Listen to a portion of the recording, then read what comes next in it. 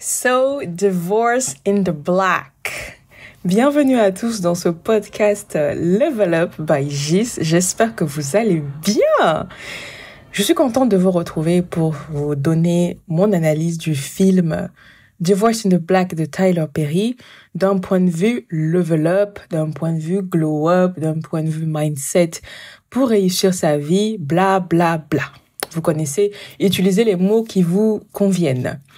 Donc voilà, c'est vraiment pas une critique cinématographique, ce n'est pas du tout mon domaine, je m'en fous. Moi, j'ai vraiment envie de me centrer sur l'histoire d'Eva, le personnage principal interprété par Meagan Good, et de tous les personnages, des interactions que je vois, et de vous donner mon analyse pour celles qui veulent level up. Parce que si c'est juste pour dire ce qu'on a aimé dans le film ou ce qu'on n'a pas aimé, quelle scène, etc., je pense qu'il y a plein d'autres chaînes qui savent mieux le faire que moi, qui s'y connaissent mieux en cinéma que moi, ça c'est sûr et certain. Et donc, je vous invite à aller là-bas. Mais si vous avez l'intention de glow up, de level up, d'avoir une meilleure vie, d'être épanoui dans votre vie amoureuse et dans votre vie personnelle, on va en parler. N'hésitez pas à suivre le podcast et aussi à suivre les liens si vous avez besoin de plus d'aide, de plus d'encadrement, de plus de motivation pour ce faire. Donc, je vous souhaite une très bonne écoute et je vous dis à tout de suite. Je vais vous spoiler, je vous préviens comme ça, vous prenez vos dispositions. Je vous conseillerais d'aller regarder le film, mais si vous suivez ce que je dis avec les images, avec la bande-annonce, vous pouvez quand même comprendre le film, vous pouvez comprendre l'intrigue. Moi, je vais regarder le film et je vais faire des parallèles avec ma vie personnelle, avec des histoires que je connais personnellement, des histoires de coaching aussi que j'ai eues, des histoires de personnes que j'ai suivies sur Internet. Je suis aussi sur d'autres chaînes de féminité, j'écoute les histoires des gens, j'écoute aussi une coach love très célèbre en France. Son travail est célèbre et elle est célèbre même si tout le monde fait semblant de ne pas connaître. Et donc je sais que ce sont des histoires que plein de gens vivent. Donc moi je vais juste me servir de cette histoire pour parler d'autres sujets qui concernent réellement les gens. Même si je pense que ne serait-ce qu'au cinéma, on illustre assez bien la réalité de beaucoup de gens. Moi, c'est loin d'être ma réalité. Je me suis retrouvée dans aucun des personnages du film. Mais voilà, je trouve que c'est quand même important parce que je tiens à élever la femme, quoi, pour celles qui le veulent bien. Donc, ma bouche est toujours salée, malgré tout, pimentée, tout ce que vous voulez. Donc, l'histoire, c'est quoi? L'histoire, c'est l'histoire d'une femme noire qui s'appelle donc Eva dans le film, qui est interprétée par Meagan Good, qui est issue de la classe moyenne. Elle vit dans une petite ville du sud des États-Unis, très importante, qui est un peu plus traditionnaliste, raciste, mais c'est blanc, noir, mais roots des États-Unis, un peu, certains considèrent arriéré, mais c'est une petite ville, donc tout le monde se connaît. Son mari et elle se connaissent depuis l'adolescence. Elle dit dans le film qu'elle a rencontré à 17 ans. Et dans le film, on apprend qu'elle va être près de 38 ans et qu'elle est mariée et qu'elle est restée mariée à lui jusqu'à ses 38 ans à peu près. Donc on va dire 17 ans. 17 ans de mariage, quoi, ou 19. Je suis pas très bonne en calcul, pardon. En tout cas, plus de 15 ans de relation. Ça va? Si vous savez, sachez là-bas de votre côté. Donc son mari s'appelle Dallas. Il vient d'une famille ultra toxique. Comment vous dire, c'est tellement toxique, j'ai dû mis ultra parce que c'est trop toxique. Le père, il battait sa mère, qui est une femme obèse noire. Il a 4 frères et sœurs, il avait 5 plutôt. Ils étaient 5. Dans la première scène du film, on voit qu'il enterre son grand frère. Son père était tellement violent envers sa mère qu'il a dû le tuer. Voilà, on vous dresse le personnage. Il a des frères gangsters qui sont célibataires, ils ont plus de 30 ans. Peut-être même il y en a un, je pense qu'il a 40 ans. Ils vivent tous dans la maison familiale. Ils s'appellent les Bertrand plutôt. Ils disent Bertrands dans le film. Et ils vivent tous chez leur mère toxique. Donc c'est du matriarcat, certes, mais du matriarcat toxique, ultra toxique même. Glauque, je dirais aussi. Et il a des problèmes d'alcool, il a des problèmes de drogue, il a un historique de violence physique, il est connu dans la ville, il a un historique de mauvais comportement, c'est quelqu'un qui a une mauvaise réputation, qui a une mauvaise vie. Lui et sa famille, en fait, ils sont connus dans plusieurs scènes du film. Quand ils se retrouvent ensemble, tu vois, par exemple dans un bar, une des premières scènes, tu vois, ils sont en train de jouer au billard et tu vois le propriétaire qui dit ouais voilà vas-y ils sont là-bas derrière ils font n'importe quoi, j'ai pas appelé la police parce que c'est toi quoi. Il dit ça à Ava quand elle vient le chercher, c'est pour vous dire. Donc ils ont vraiment une mauvaise vie et Dallas y compris. Et elle de son côté, Ava c'est une fille qui est issue d'une famille nucléaire. Elle fait la good girl, c'est la good wife, elle a une réputation propre, c'est son premier gars avec qui elle s'est mariée. Et on voit dans le film qu'elle est un peu en mode... elle fait tout pour sauver son mariage. Elle voit ça comme une démonstration de sa chrétienté, en fait. De sa pratique religieuse, on va dire ça. Et elle fait tout pour sauver son mariage et elle est prête à tout vraiment pour qu'ils restent ensemble. Il y a plusieurs scènes où elle dit « Oui, mais on doit rester ensemble, on doit s'accrocher, même si c'est dur, on doit rester ensemble, etc. » Malgré tout ça, son mari, qui est mal dans sa peau, comme j'ai dit, alcoolique, drogue, tout ça, qui a du mal à garder un travail, etc., il finit par demander le divorce. Et ça l'anéantit totalement. On la voit pleurer chez sa copine, elle a une seule amie dans le film, on la voit pleurer chez ses parents, on voit qu'elle est pas très bien. Et malgré tout ça, comme elle est bien entourée, donc est soutenue par ses parents, sa meilleure amie et le mari de sa meilleure amie. Donc, si vous voulez, sa meilleure amie, elle vient de nord des États-Unis, donc je suppose New York. Et le mari de sa meilleure amie, je ne sais plus comment il s'appelle, désolé, il est le meilleur ami de son mari, Dallas. En gros, ils viennent tous les trois de la même ville. Donc, Ava, Dallas et le mari de sa meilleure amie. Et la seule intrus, entre guillemets, c'est sa meilleure amie, qu'elle a sûrement rencontrée à l'université ou avec elle est devenue amie au travail parce qu'elles travaillent ensemble. Et donc voilà, c'est toutes ces personnes-là autour de Ava la soutiennent et elle finit par accepter le divorce et divorce à l'amiable. Un divorce à l'amiable que Dallas interprète très mal, comme vous pouvez l'imaginer. Il se dit si elle divorce à l'amiable, c'est parce que elle signe. Il y a une scène où elle signe les documents sans même lire ce qui est écrit. Elle dit qu'elle a déjà lu avant, mais pour Dallas c'est trop. Il s'est dit elle attendait que ça, elle avait envie de divorcer, alors que c'est lui qui a demandé le divorce, hein, je précise. Et en fait, pour lui, c'est trop, quoi. Et pendant ce temps-là, pendant qu'elle est anéantie et tout, ses parents poussent un nouveau mec vers elle. C'est un nouveau mec qui s'appelle Benjamin, mais on va l'appeler Benji, c'est comme ça qu'on l'appelle, qui lui aussi vient de la petite ville des États-Unis, là, qui est connu par ses parents depuis très longtemps. Ils se connaissent depuis la jeunesse, etc. Donc, vraiment, ses parents l'apprécient et ils poussent Benji vers Ava. Au début, elle le prend super mal, elle résiste, elle est très grossière avec lui, etc. Et lui aussi, il est divorcé de son côté, il vient vers elle, il essaie d'attirer son attention par le fait que lui aussi il est divorcé, il raconte un peu son parcours et ce par quoi il passe, ça passe pas du tout, ça ne crée pas le lien qu'il escomptait. Mais le mec reste persistant. Ouais, il ne la harcèle pas, mais à chaque fois qu'il la voit, à chaque fois qu'il peut, il lui fait comprendre qu'il est intéressé, quoi. Elle finit par lui céder, ils font l'amour, tout ça, c'est la seule scène vraiment romantique et sexuelle du film. Et ils se mettent ensemble, ils se mettent en couple. Dallas, lui, de son côté, l'apprend par ses frères qui font des vidéos de Ava et de Benji. Il envoie une photo à Dallas et il dit à son frère, un de ses frères toxiques, je sais même pas lequel, on s'en fout. Il dit, il est hypé par son frère, tu vois, là, voilà, la go avec le petit con, là, qu'on connaît, tu sais, celui qu'on avait cassé la gueule, là, voilà, avec lui. En fait, ça se trouve, ils baisent ensemble depuis longtemps et tout, machin, maintenant que vous étiez mariés. Il envoie ça, il est déjà divorcé, hein. Et maintenant, avant que vous étiez mariés, c'est sûr, ils baisent encore ensemble, voilà. Je te l'avais dit que cette meuf-là, elle te respecte pas, qu'elle t'aime pas et tout. Tu nous as quittés pour elle, tu vois ce que ça fait, maintenant, caca, tous ses frères toxiques sont en train de le hyper comme ça.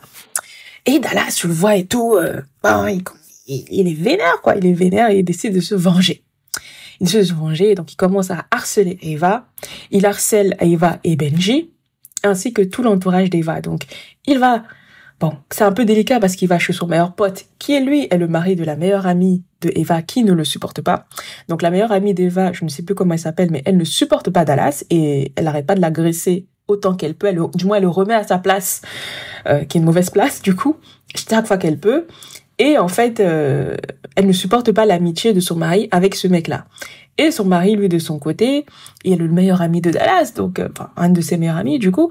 Donc, il sait pas trop quoi choisir, mais dans le film, on voit qu'il choisit plutôt le côté de sa femme, vous voyez. C'est quand même qui baisse, quoi. Faut pas déconner. Bref, désolé, je suis pas censée commenter, je vous raconte juste l'histoire. Et on voit qu'il s'incruste à chaque fois. Dès qu'ils sont ensemble, il vient s'incruster alors qu'il est plus le bienvenu, quoi. Vous voyez, on lui fait comprendre qu'il est pas le bienvenu, mais il s'incruste, il va chez son pote, il dit à son pote, ouais, pourquoi t'es avec elle, tu la supportes, c'est une traître, machin, et tout. Et son pote, il dit, ouais, mais calme-toi, désolé, la face à autre chose, laisse, et tout. Et en fait, à un moment donné, pendant le divorce, la maison conjugale, donc, pour rappel, cette maison-là, ce sont les parents d'Eva qui ont donné le deposit. On le traduirait par la compte pour qu'ils achètent la maison. Donc, ils ont sûrement fait une donation à Eva. Et c'est elle qui a acheté la maison en son nom et donc elle lui appartient. Ils vivaient juste ensemble. Et en fait, au moment du divorce, elle a gardé la maison. C'est tout. Et lui, il a rien, quoi. Et lui, il a rien, quoi. Enfin, il est obligé de retourner chez sa mère vu qu'il n'a pas d'autre patrimoine à part celui-là. Et comme c'est elle qui a tout payé, qui a priori payait tout dans la maison, il n'a vraiment droit à rien dans la maison, quoi. C'est pas le genre de mariage où le mari, parce qu'il vit depuis un certain temps, parce que je pense qu'aux États-Unis ça se fait comme ça, et peut-être même en France, je ne sais pas, j'ai jamais vécu avec un homme très longtemps, mais quand tu vis dans une maison, à partir du moment où tu payes certaines factures, tu prends certaines charges, tu fais des réparations et que tu as des preuves, même si au départ la maison ne t'appartient pas, tu récupères quand même une partie. Bah là, c'était pas du tout le cas. Donc ça veut vraiment dire que le mec, il n'a rien fait. Il n'avait même pas de ticket de caisse, j'ai changé la toiture, j'ai changé les fenêtres, j'ai installé un nouveau système de chauffage, rien du tout, quoi. Donc voilà, la maison leur appartient. Et bon, bref, je vous donne ces détails-là parce que c'est important, je vais en parler plus tard dans l'analyse. Et donc, Ava, donc elle invite son nouveau mec, hein, c'est chez elle et tout, elle invite son nouveau mec Benji, ils font l'amour, tout ça. Et là, tu vois, à un moment donné, ils étaient à l'étage, elle descend de sa petite idylle et tout, son petit nuage, et elle voit Dallas dans la maison. Il faut savoir que après le divorce, avant le divorce, il la harcelait tellement, je vous dis, il la harcelait, qu'elle a changé les serrures. Elle a changé toutes les serrures. Mais le mec, il a quand même réussi à rentrer. On se demande comment. Bon. On n'a pas eu l'explication dans le film. Et là, le mec lui dit, ouais, je suis chez moi, je viens prendre mes céréales. Tu sais, tu le vois en train de manger ses céréales et tout. Je vous décris cette scène, mais on va accélérer, hein, je vais accélérer. Parce que c'est important. Et là, en fait, le mec, il commence à dire, ouais, je viens prendre ma douche chez moi. Genre, ils sont déjà divorcés, hein. Je viens prendre ma douche, il mange ses céréales, il se déchausse, il dit, je viens prendre ma douche chez moi, il monte à l'étage. Et là, il trouve Benji dans le lit, qui était leur lit conjugal. Et là, il pète un câble. Il attaque Benji, il commence à le taper, bam, tu fais quoi chez moi, machin, tout ça, c'est ma femme. Alors qu'ils sont plus mariés. Et là, Benji, beau gosse, on va y arriver. Benji se défend, bam, bam, bam, ça va tous les ans, et tu vois, Megan, elle en a marre, Ava, pardon, elle en a marre, et en fait, Benji met KO, comment on appelle, Dallas. Et à un moment donné, moi, je croyais qu'il était mort parce qu'il était inconscient.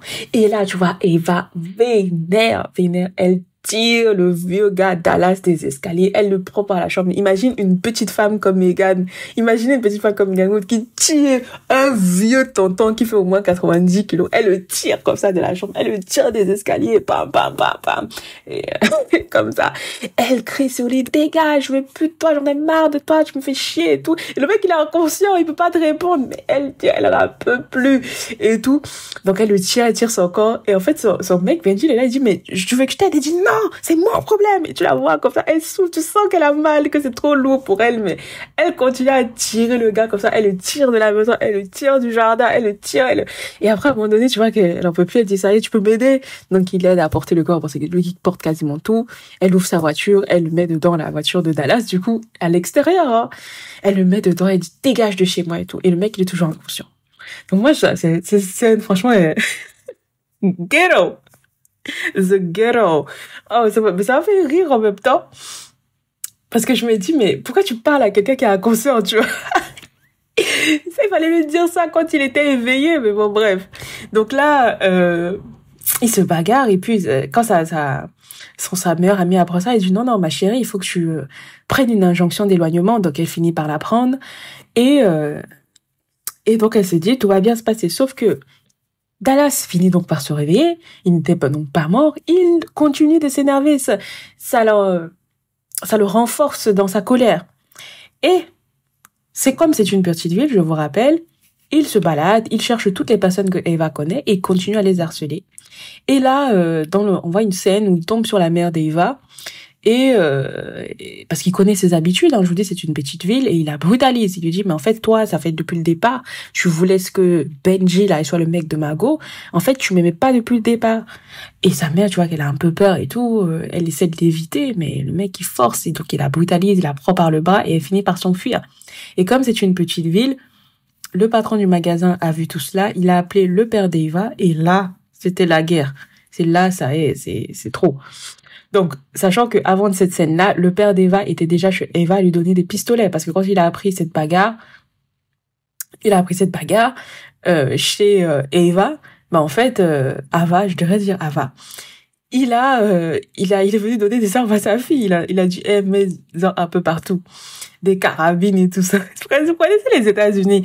Ils ont droit au port des armes, là, du moins dans l'État où ils étaient, parce que c'est pas le cas dans tous les États. Et donc, quand il apprend ça, il sort sa propre arme et il dit, ça y est, j'en ai marre de ce connard. Il a touché à ma go. Non seulement il touche ma fille, mais bon, c'est sa fille.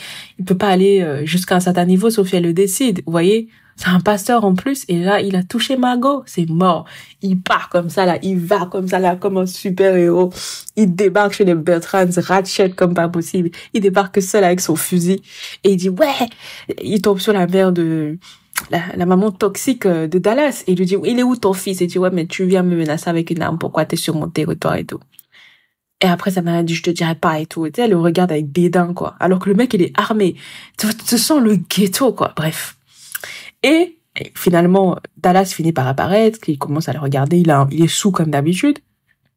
Je pense qu'il avait fumé même à ce moment-là. Et là, il lui dit, ouais, tu n'auras jamais tiré sur moi, en fait. Je fais ce que je veux, je suis chez moi et tout. Et effectivement, il est chez lui. Et derrière lui, il le met au défi, en fait. Il met au défi le père d'Aiva de tirer. Et en fait, tout en sachant que derrière lui, il y a ses 3 frères qui sont déjà sur place, qui ont déjà des battes et tout, et qui sont prêts à le défoncer. Donc finalement, ils attaquent le père d'Eva.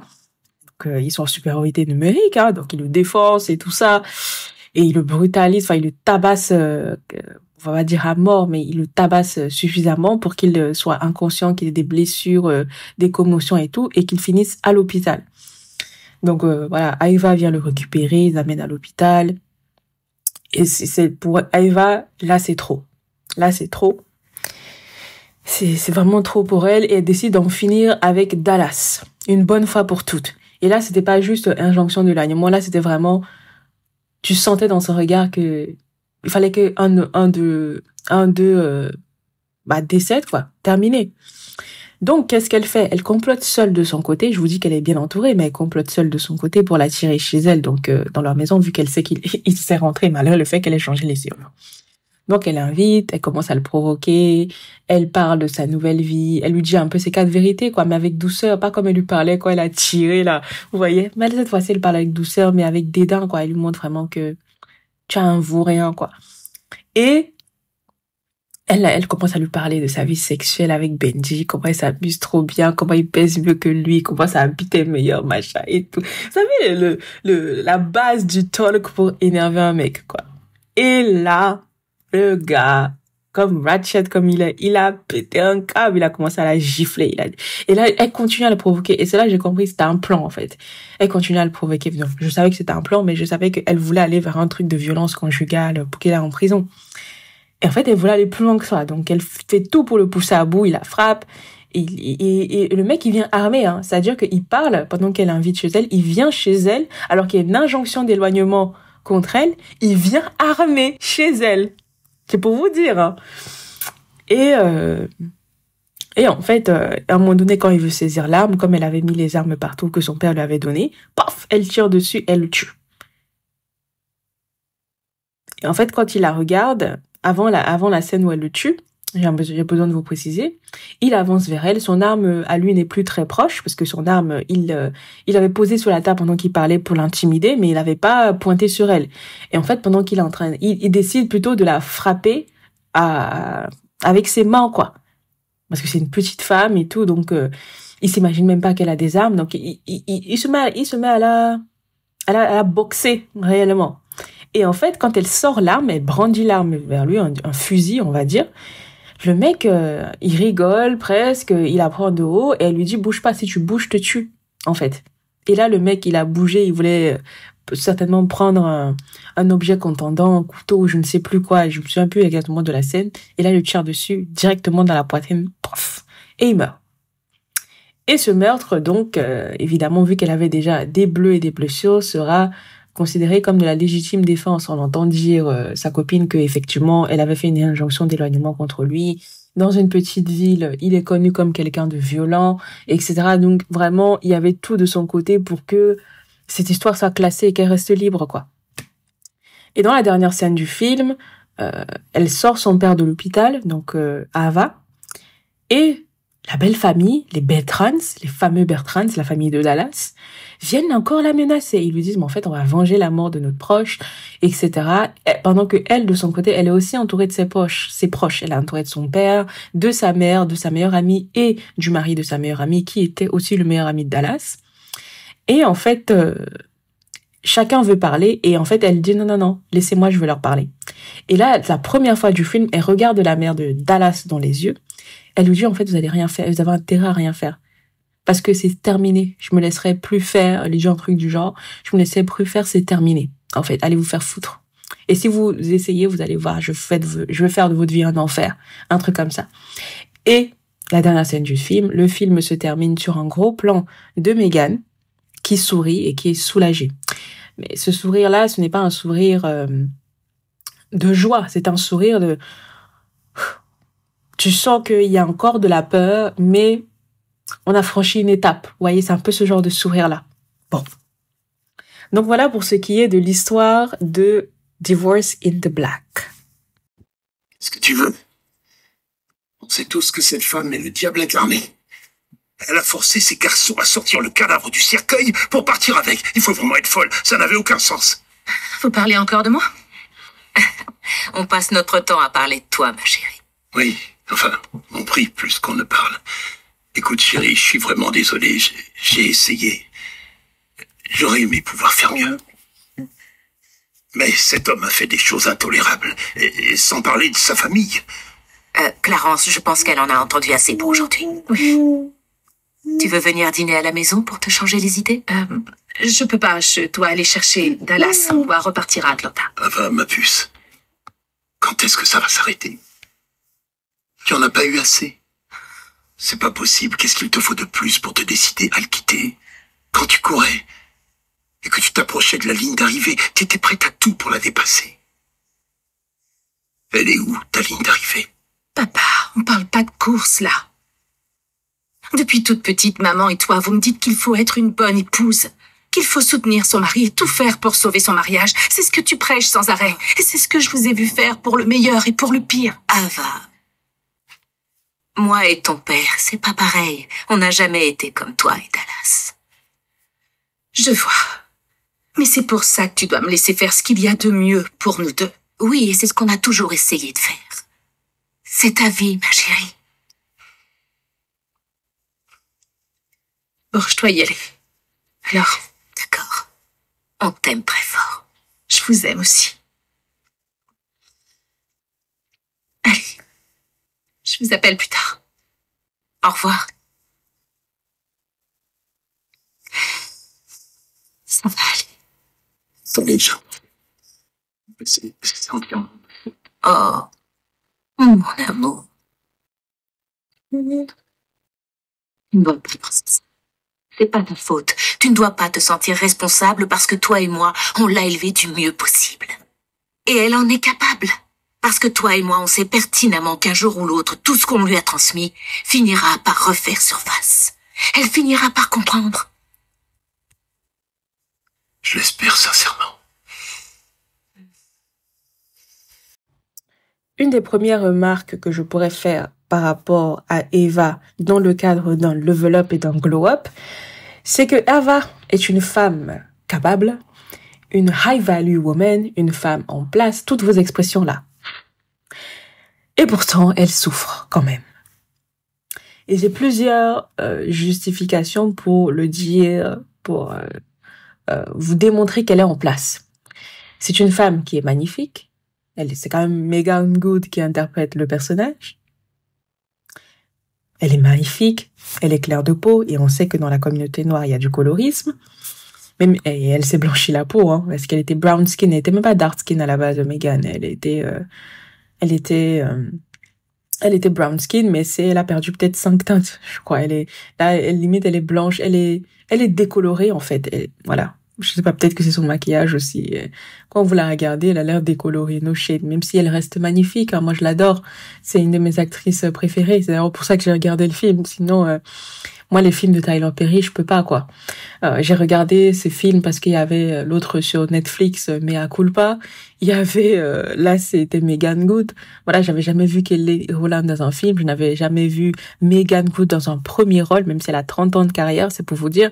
Donc vraiment, je l'ai fait parce que je la kiffe, sincèrement. Et d'ailleurs, dans ma chaîne Astrologie, j'ai fait plusieurs vidéos sur Meagan Good. J'ai parlé d'elle en tant que humain, en tant que femme amoureuse, avec sa relation notamment avec son pasteur et Jonathan Myers, je crois. Et en fait, j'ai dû parler d'elle. Je n'ai pas du tout mentionné le fait qu'elle s'était dépigmentée, parce que c'était pas le sujet. Je voulais vraiment me concentrer sur qui elle est en tant qu'humain. Et en fait, ce qui est intéressant, je vais ouvrir et fermer la parenthèse, c'est que Meagan Good, tous les jours, les hommes notamment, aiment dénoncer la dépigmentation. Mais je ne sais pas pourquoi sur Meagan Good, il y a rien. Enfin, moi, j'ai tapé Meagan Good bleaching her skin. J'ai trouvé que des femmes qui en parlent. Et pourtant, les hommes, ils adorent se donner à cœur joie sur les femmes, nous dire de nous accepter, notre peau comme elle est, etc. Mais je sais pas pourquoi avec Meagan Good. Enfin, je sais pourquoi astrologiquement. Et je sais pourquoi elle attire la sympathie. C'est un sex symbole, la fille. Dépigmentation ou pas dépigmentation, elle est magnifique. Donc, ça va se demander pourquoi elle a fait aussi. Mais bon. C'était une autre époque. Il y a sûrement plein de raisons qui se superposent. Mais en fait, je me dis pourquoi personne ne parle de ça. Donc voilà, que ce soit Ava ou Meagan Good, elle a vraiment un capital sympathie immense. Elle est claire, elle est mince de peau. Donc elle pourrait vraiment plaire à tout type de profil. Elle peut plaire à des hommes qui aiment des femmes qui ont des formes, parce qu'elle en a. Elle a des belles fesses quand même, elle a une belle poitrine, tout est bien proportionné. Elle pourrait plaire à des hommes qui aiment les femmes minces parce qu'elle est quand même petite. Elle a beau avoir des formes, elle est très petite. C'est a petite woman. Elle est sexy. Elle est sensuelle. Enfin, elle a tout pour elle. Et Eva, elle incarne aussi ce rôle-là. Elle n'est pas dans un film où elle est en jogging, etc. Même si, franchement, elle est tellement belle que même en jogging, là, on lui met un tac de patate sur la gueule, elle sera toujours magnifique. Vous voyez? Donc c'est aussi pour ça que ça me rend triste qu'elles soient dépigmentées. Enfin, les femmes noires sont tellement belles. Enfin, je suis désolée, hein, no shade, mais elles sont magnifiques. Enfin, on a des peaux incroyables. Et c'est vraiment un sujet qui me mine. En fait, à chaque fois que je vois ça, ça me mine. Et c'est pareil pour les hommes. Mais bon, moi, je suis une femme, donc je suis plus pour les femmes que pour les hommes. Quand tu vois des Kofi, des machins, Kofi Olomide, tout ça se dépigmenter, je trouve ça dégueulasse. Et j'ai eu 2-3 Congolais qui m'ont dragué. Jamais de la vie, je serais sortie avec eux. J'ai un tonton, pourtant, il avait tout sur le papier, il était poli, il était bien. Un tonton... Et il m'avait même dragué, mais pas vraiment dragué, mais il avait essayé de me draguer parce qu'on s'était connus dans un contexte pro. Il devait m'aider à trouver un travail, etc. Il avait été mandaté par quelqu'un d'autre que je connaissais. Et en fait, il avait voulu me draguer. En fait, je le trouvais sympathique, mais je l'avais pas vu. En fait, quand j'ai regardé son visage, je vois clair et je vois ses mains noires, j'ai dit jamais de la vie. Jamais, jamais de la vie. C'est mort. C'est mort, c'est mort, c'est mort. Et pourtant, je suis une femme, enfin, je m'en fous, en fait. Mais j'ai dit, c'est mort. C'est mort, mort, mort. Je sortirai jamais avec un homme qui a aussi peu d'amour propre. C'est mort. ça va transpirer sur moi. No fucking way, en fait. Et pour revenir à Meghan, enfin, voilà, moi, c'est quelque chose qui m'attriste. Et pourtant, mais si on revient à Eva, plutôt, c'est elle qui nous intéresse, elle est magnifique. Pourquoi elle souffre comme ça? Et il y a beaucoup de femmes, vous n'avez certaines complexes parce qu'elles n'ont pas toute la skincare routine, tous les trucs qu'elles voient dans les vidéos d'Instagrammeuses ou certaines chaînes de level up où on vous dit d'avoir 15 000 produits de beauté, 15 000 palettes de fond de teint, acheter tel pinceau, acheter tel parfum, acheter tel truc. Et en fait, il y a plein de femmes qui pensent que parce qu'elles n'ont pas ça, elles ne méritent pas. C'est pour ça qu'elles n'ont pas le type de mec qu'elles visent ou le type de mec qu'elles veulent. Alors que, en fait, là, vous avez la preuve vivante avec Ava que vous pouvez avoir tous les archétypes de la féminité physique, les artefacts, j'ai envie de dire plutôt, de la féminité. Mais si dans votre tête, il y a rien, en fait, ça sert à rien. C'est de l'argent perdu, limite. Et c'est violent ce que je dis, c'est de l'argent perdu. Et je vous dis ça, je suis une femme qui est très féminine, qui prend beaucoup soin de son corps et de sa peau. Je maquille pas toujours parce que j'ai quand même une belle peau. Mais voilà, j'adore les parfums, j'adore les perruques, même si j'en achète pas beaucoup parce que j'ai pas les moyens d'en m'en acheter plein pour l'instant. Et j'aime pas les trucs fake et tout, ça gratte sur ta tête. Et puis c'est, non, no fucking way. Mais voilà, j'adore les massages, je suis masseuse moi-même, j'adore la softness, le luxe, aller dans les beaux endroits. Je sais que dans ces endroits-là, il faut bien s'habiller, donc je m'habille en conséquence à chaque fois. J'adore prendre soin de ma féminité, avoir un visage lumineux, avoir mon glow et tout ça. J'adore ça. Et pourtant, je suis capable de vous dire que si vous avez ça, mais que vous n'avez rien dans la tête, vous allez souffrir. Autant que Ava, voire pire. Combien de fois vous avez vu des femmes qui sont magnifiques et se retrouvent dans des situations horribles? Toutes vos célébrités là, toutes détraquées déjà. Nicki Minaj, Cardi B, il y a que Beyoncé, hein, franchement, qui a l'air de pas trop souffrir, mais toutes. Mais Halle Berry, Gabrielle Union, c'est ma go, c'est la meuf à laquelle j'aspire. Elle est canon, franchement. Mais regardez les choix amoureux qu'elle fait. Alicia Keys, peut-être même pas, sauf Mariah Carey, elle aussi elle a souffert avec l'autre gars là. Toutes vos célébrités là, toutes plus belles les unes que les autres, mais regardez-moi les relations de merde qu'elles ont. Mary J. Blige, elle est dark skin, enfin, mais c'est une très belle femme. Toni Braxton, enfin, on peut être belle comme Toni Braxton, on peut être belle comme ça, mince. Si on regarde du côté de l'Afrique, pour celles qui sont un peu sensibles aux actualités africaines, vous avez du côté des Camerounais, vous avez Coco Emilia ou Biscuit de mer, je sais plus comment on l'appelle.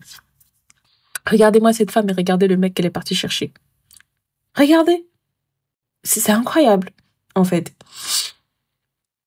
Toutes vos célébrités africaines, toutes, regardez, parce que dans la tête, c'est pas bon. L'état d'esprit, il n'est pas en place. Et si il n'y a qu'un seul choix en ferme, et je vous dis ça, encore une fois, je suis une femme qui aime prendre soin d'elle, entre le mindset et les artefacts de la féminité, choisissez toujours le mindset. Hein. Choisissez toujours le mindset, je vous dis.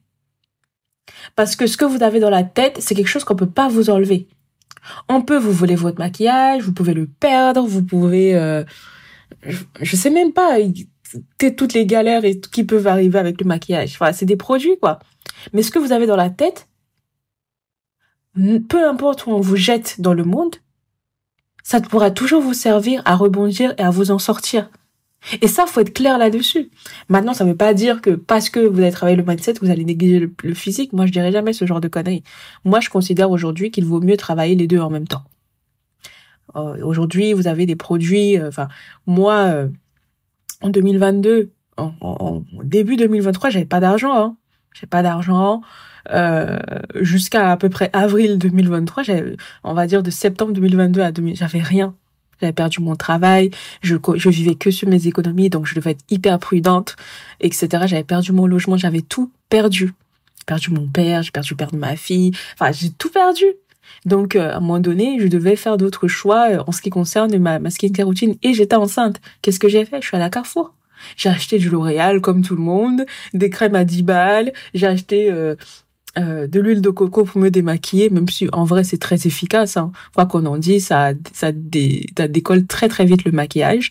Donc voilà, surtout le maquillage des yeux. Enfin, j'ai acheté des produits basiques, quoi. Et ma skincare routine, elle est passée de 500 € à, je sais pas moi, 60 €. 60 €, bah oui, il faut ajuster.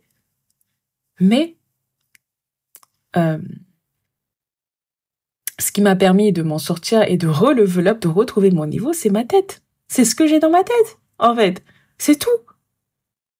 Et vous allez peut-être voir des photos de moi, je suis une belle femme. Donc, effectivement, même si je fais pas grand-chose, j'ai quand même un petit truc. Mais même si vous n'avez pas ça, tant que vous avez quelque chose dans votre tête, vous allez toujours plus vous en sortir qu'une fille qui est juste belle. Parce qu'à un moment donné, on dit souvent la beauté femme pour shame les femmes qui prennent beaucoup soin d'elles, etc. Sauf que non, en fait. La beauté femme, ok, mais en réalité, même, c'est pas tellement un mensonge, c'est vrai, c'est juste que les gens l'utilisent mal, ce truc-là, pour contre les femmes. Alors que c'est une vérité en soi. Vous voyez que la beauté fane et qu'à un moment donné, on cesse d'être belle, on cesse d'être attirante. On n'attire pas autant d'attention facilement que quand on a 20 ans, etc. Blablabla. À 20 ans, on n'a quasiment rien à faire, effectivement. Mais la beauté fane, il faut le voir dans le sens où ce n'est qu'un outil. C'est un outil de pouvoir, c'est un outil de domination, c'est un outil c'est un accessoire, c'est quelque chose qui vous ouvre plus facilement les portes, mais ce n'est pas ça qui ouvre les portes, en fait. Comment dire ça? C'est une arme, en fait, mais vous n'avez pas besoin. Vous êtes des femmes, je sais pas comment le dire, c'est délicat parce que j'ai pas envie que les gens croient que parce que je suis focalisée mindset, que je pense que la beauté n'est pas importante, je serais une grosse hypocrite. Mais je dirais que la beauté accompagnée du mindset, là vous êtes puissante. Voilà, c'est ça que j'essaye de vous dire. Ne négligez aucun, mais si vous ne devez en prioriser qu'un, sachant que le mindset, ça coûte moins cher que le maquillage, désolé, le maquillage et les soins et tout ça, enfin, à un moment donné, les livres de développement personnel, ça coûte 20 balles, 15 balles, on a des bibliothèques en France, dans toutes les villes. Moi, c'est quelque chose que j'apprécie beaucoup dans ce pays, il n'y a pas ça au Cameroun, c'est aussi pour ça que je vis pas là-bas. Mais en fait, vous pouvez aller vous réfugier là-bas, acheter des livres, ok, il y a des gens qui l'ont touché avant vous, mais ça va, quoi. Vous avez des magazines, vous pouvez feuilleter des magazines, etc., des choses qui peuvent vous inspirer, pouvez vous motiver. Des magazines, il y a des magazines qui coûtent 10 €, 5 €, où il y a des bons conseils, en fait. En français, en anglais, peu importe. Il y a même des vidéos YouTube de mindset comme la mienne qui est gratuite, hein. Vous payez pas pour m'écouter. Enfin, pas directement. Vous ne me payez pas.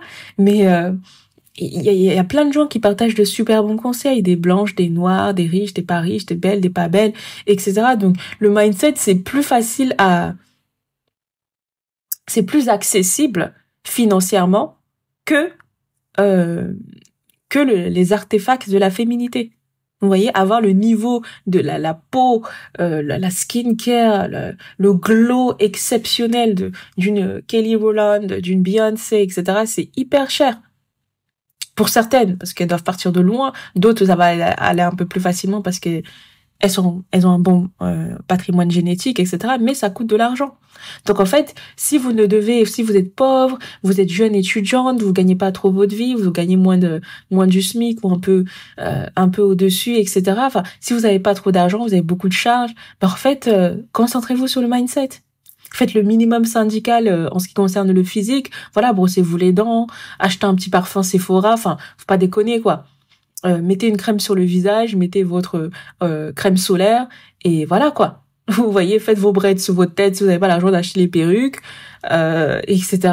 Commencez doucement, allez vous habiller chez H&M, chez Zara, ils font des trucs sympas. Voilà, c'est pas le top du top, ce n'est pas eco-friendly et toutes ces conneries là. Mais il faut commencer quelque part avec ce qu'il y a là-bas. Vous pouvez déjà faire pas mal de choses. Achetez-vous du mango. C'est peut-être un peu cher pour certaines. Mais, enfin, vous n'avez pas besoin de vous acheter du Claudie Pierlot, de l'argent provocateur tout de suite, en fait. Non. Commencez doucement. Vous voyez, faites des choses à votre échelle. Mais plus vous êtes armé, plus vous êtes, la tête est remplie, mieux vous en sortirez dans la vie, que ce soit en amour ou ailleurs. Et ça, faut vraiment le comprendre, en fait. Si vous ne comprenez pas ça, vous n'allez jamais vous en sortir. La beauté ne peut vous amener que jusqu'à un certain niveau. Mais le mindset, ce sera toujours important quand vous aurez 40 ans, quand peut-être votre beauté aura fané. Mais si vous faites le minimum syndical, dès la jeunesse, il y a pas de raison que ça fane, surtout si vous êtes noir. Le mindset vous servira à 60 ans, à 50 ans, que vous aurez plus envie de baiser, en fait. C'est ça la vérité. Parce que quand vous avez un mindset bien comme il faut, vous avez les bonnes priorités en place, vous allez forcément vous enrichir, même si vous ne devenez pas millionnaire. Vous allez, vous avez de grandes chances de finir avec 100 000, 200 000, 300 000, 500 000, 400 000, 500 000 euros de patrimoine. Enfin, à un moment donné, si vous faites les choses bien, ça va arriver. Même si ça arrive à 70 ans, ça arrivera. Et à 70 ans, ok, les vieux ont des vues sexuelles, mais t'as peut-être pas envie de baiser, en fait. T'as peut-être pas envie d'être regardé par un homme qui te regarde et qui a envie de... Non! T'as envie d'être tranquille, de profiter de tes petits-enfants ou de jouer, je sais pas, au bingo, j'en sais rien. Tu peux être comme ma grand-mère. Ma grand-mère, elle adore les magazines. Elle adore ça. Amina, tout ça, elle adore ça. Donc, elle peut rester des heures à lire ça, en fait. Elle adore lire la Bible. C'est une femme très chrétienne et tout. Et elle adore se balader par là avec ses copines, faire un peu de Congo, ça. Enfin, voilà. Elle a une vie propre, quoi. Elle a une vie bien. Et en fait, le mindset, quand t'as une vie rangée et que t'as pas les gens qui te stressent, qui te font chier, que te rajoutent des problèmes, ben, en fait, ça vient de ton état d'esprit. Et en fait, quand tu l'as, même à un âge avancé, tu en profites. C'est ça que vous comprenez pas. Tu pourras peut-être plus profiter du beauty privilege, mais tu pourras toujours profiter de ton mindset. Parce que tu auras écarté un certain type d'énergie, un certain type de choses de ta vie. Vous voyez? C'est pour ça qu'il faut travailler son mindset d'abord, en priorité. Et aussi faire le minimum et augmenter au fur et à mesure du temps en ce qui concerne les artefacts de la féminité, la manicure, faire du sport. Bon, le sport, moi, je considère que c'est indispensable en tout temps. Du moins, avoir une activité physique, ne pas finir en obésité, en surpoids. Enfin, c'est pas... Bon, ça, c'est encore un autre sujet.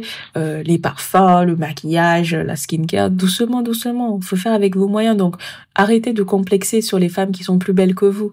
Arrêtez ça. Ça ne vous mènera nulle part. Parce qu'elles ont des problèmes que vous n'avez pas. Vous voyez que les problèmes que vous avez que elles n'ont pas. Sauf que vous ne voyez pas les problèmes que elles ont que vous n'avez pas. Ça va? Donc arrêtez. Ayez confiance en vous et ne vous comparez qu'à vous-même, qu'à la personne que vous étiez il y a 2 ans, il y a 3 ans, il y a 5 ans. C'est la seule personne à laquelle vous avez le droit de vous comparer. Tout le reste là, 0 pointé. Bon, on continue sur Ava. Ava est une femme en place parce qu'elle est éduquée. Elle a fait des études. Il y a beaucoup de femmes qui considèrent que parce qu'elles ont fait des études, ça y est, elles sont au-dessus des autres femmes qui peut-être ont moins de diplômes, font des métiers manuels, font des métiers de service, ont du mal à s'exprimer, blablabla. Et en fait, elle a beau avoir fait ces études-là, et comme beaucoup de femmes dans la vie réelle, et pourtant, on la traite comme de la merde. Son mec, il la voit comme un chien. En fait. Voilà. Donc, les études, encore une fois, c'est pareil pour... le mindset, c'est une continuité. Les études, faites-les pour vous. Arrêtez de penser que parce que vous allez faire un métier, parce que vous allez avoir tel poste, vous allez avoir tel diplôme intellectuel, qu'un homme va voir ça, il va se dire « Ah ouais, c'est une vraie meuf. Hein. Il faut vraiment que je sois avec elle. » Ils en ont rien à foutre. Ils prennent des illettrés tous les jours. Pourquoi vous pensez que des hommes qui sont très riches, qui sont très puissants, qui sont des entrepreneurs et tout ça, les Jeff Bezos, etc., ils vont chercher les stripteaseuses. Ils vont chercher des prostituées, même parfois, des escortes. Donald Trump, sa femme, là, elle n'était pas un modèle photo. Monica Bellucci, elle n'a pas commencé en tant que mannequin, elle faisait des modèles et tout ça. Je suis même pas sûre qu'elle était mannequin. Qui vous dit que cette femme-là, elle est pas bête? En vrai. Qui vous dit que cette femme-là, elle est pas très cultivée, etc. Je suppose qu'elle est. Je veux dire, elle n'est pas qu'une beauté, ça se voit. Mais je veux dire, les hommes, ils regardent d'abord votre physique. Donc ça peut paraître paradoxal à ce que j'ai dit, mais effectivement, dans une relation amoureuse, un homme, il va d'abord regarder, il va vous aimer avec ce qu'il voit, ce qu'il aime physiquement. C'est ça qui va l'attirer. Mais c'est pas ça qui va le retenir. Mais c'est ça qui va l'attirer. Vous voyez? Donc arrêtez d'utiliser vos papiers, vos feuilles de papier, là, c'est comme ça que moi j'appelle ça, pour penser que vous êtes meilleur que les autres. C'est faux. Dans la vraie vie, c'est faux. Dans les faits, c'est faux. Un mec, il va pas décider tous les jours, vous voyez, les hommes quitter des femmes éduquées en place, qui ont tout sur tout rapport, qui les quittent du jour au lendemain, comme ça, parfois avec des enfants, avec des crédits, etc., qui s'en font, ils n'en ont rien à foutre. Et vous croyez vraiment qu'un homme, il va se dire, j'ai envie de la quitter, elle me fait chier, je ne l'aime plus, j'en peux plus, elle est grossie, enfin, vous voyez, toutes les raisons pour lesquelles les hommes quittent, j'en peux plus, j'en ai marre, j'ai envie de changer, elle me saoule, etc. Et il va se dire, bon, comme elle a un bac+5, peut-être que je devrais y réfléchir à 2 fois. Non, en fait, non.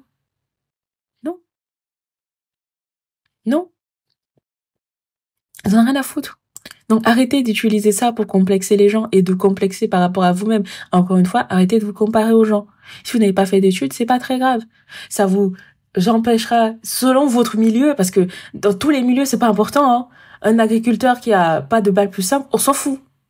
En fait, quelqu'un qui vit en campagne et qui a pas de bac+5, on s'en fout. Maintenant, si vous êtes noir, effectivement, vous avez un certain nombre de préjugés sur nous, donc peut-être que cocher cette case-là dans la société, ça peut vous aider. Ça peut vous empêcher un certain type de discrimination. Donc ça peut aider. Mais moi, j'ai envie de vous dire, franchement, dans les faits, moi, je suis désolée, hein. Ce qui fait vraiment la différence, c'est si vous savez vous exprimer ou pas, hein, au point où on en est. Parce que les blancs sont médiocres comme pas possible, à tous les niveaux. Même les élites sont devenues médiocres. Donc en fait, si vous maîtrisez la langue française, vous pouvez donner l'illusion que vous avez des diplômes que vous n'avez pas. Vous pouvez même mentir. Il y a personne qui dans la vraie vie, il y a personne qui va vérifier si vous avez vraiment un bac+3, vous avez vraiment un bac+4, en fait. C'est à votre manière de vous exprimer, c'est à votre niveau de culture qu'on le sait. Voilà, moi je vous dis ça, moi j'ai une lune en Gémeaux. Pour ceux qui regardent ma lune astro, vous pouvez comprendre. Lisez, sachez vous exprimer, ça fera la différence, en fait, parce que le niveau est tellement bas partout, chez les blancs comme chez les noirs, qu'en fait, rien que ça va vous hisser au-dessus de la mêlée, au-dessus de la masse, en fait. Voilà, ça c'est une petite astuce.